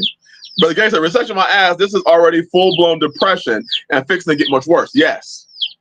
And the one thing that I know is everybody needs to eat. Not everybody needs their new rims on their cars. Not everybody needs a new fashionable this, that, or the other. But people want to eat. So I have found that there is an opening And wherever you are, I mean, if you have some land and you're growing some food, consider it. Throw a staple crop down. If you have some extra eggs, sell them or store them. But I think that we're truly in a period of time in where you can make some money in this economy where people are now focusing strictly on their needs. A lot more of that disposable income is gone, and people are starting to focus in on where can I find, some chicks. I don't want to go to Tractor Supply and give them all my information. So there are opportunities out there. I'm looking to try and take hold of some of them, and even build some connections. I built connections with some of the local stores around here, and I just hope that it keeps growing. But other parts, I think we are in a window of preparation. Land prices are going up fast, so there's my advice. Don't look to live in cities. Look for land and start growing your own food. I agree. I absolutely agree. Come here. Oh. Grab him again. Little rascal. You're behind looking at this. Look at How this. you obey mommy?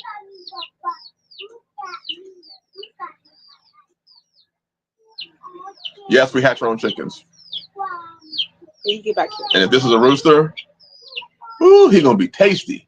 Daddy. You gonna be tasty. Don't tell him that. Okay, is that Daddy's trauma? definitely gonna try to escape now. Is that traumatic?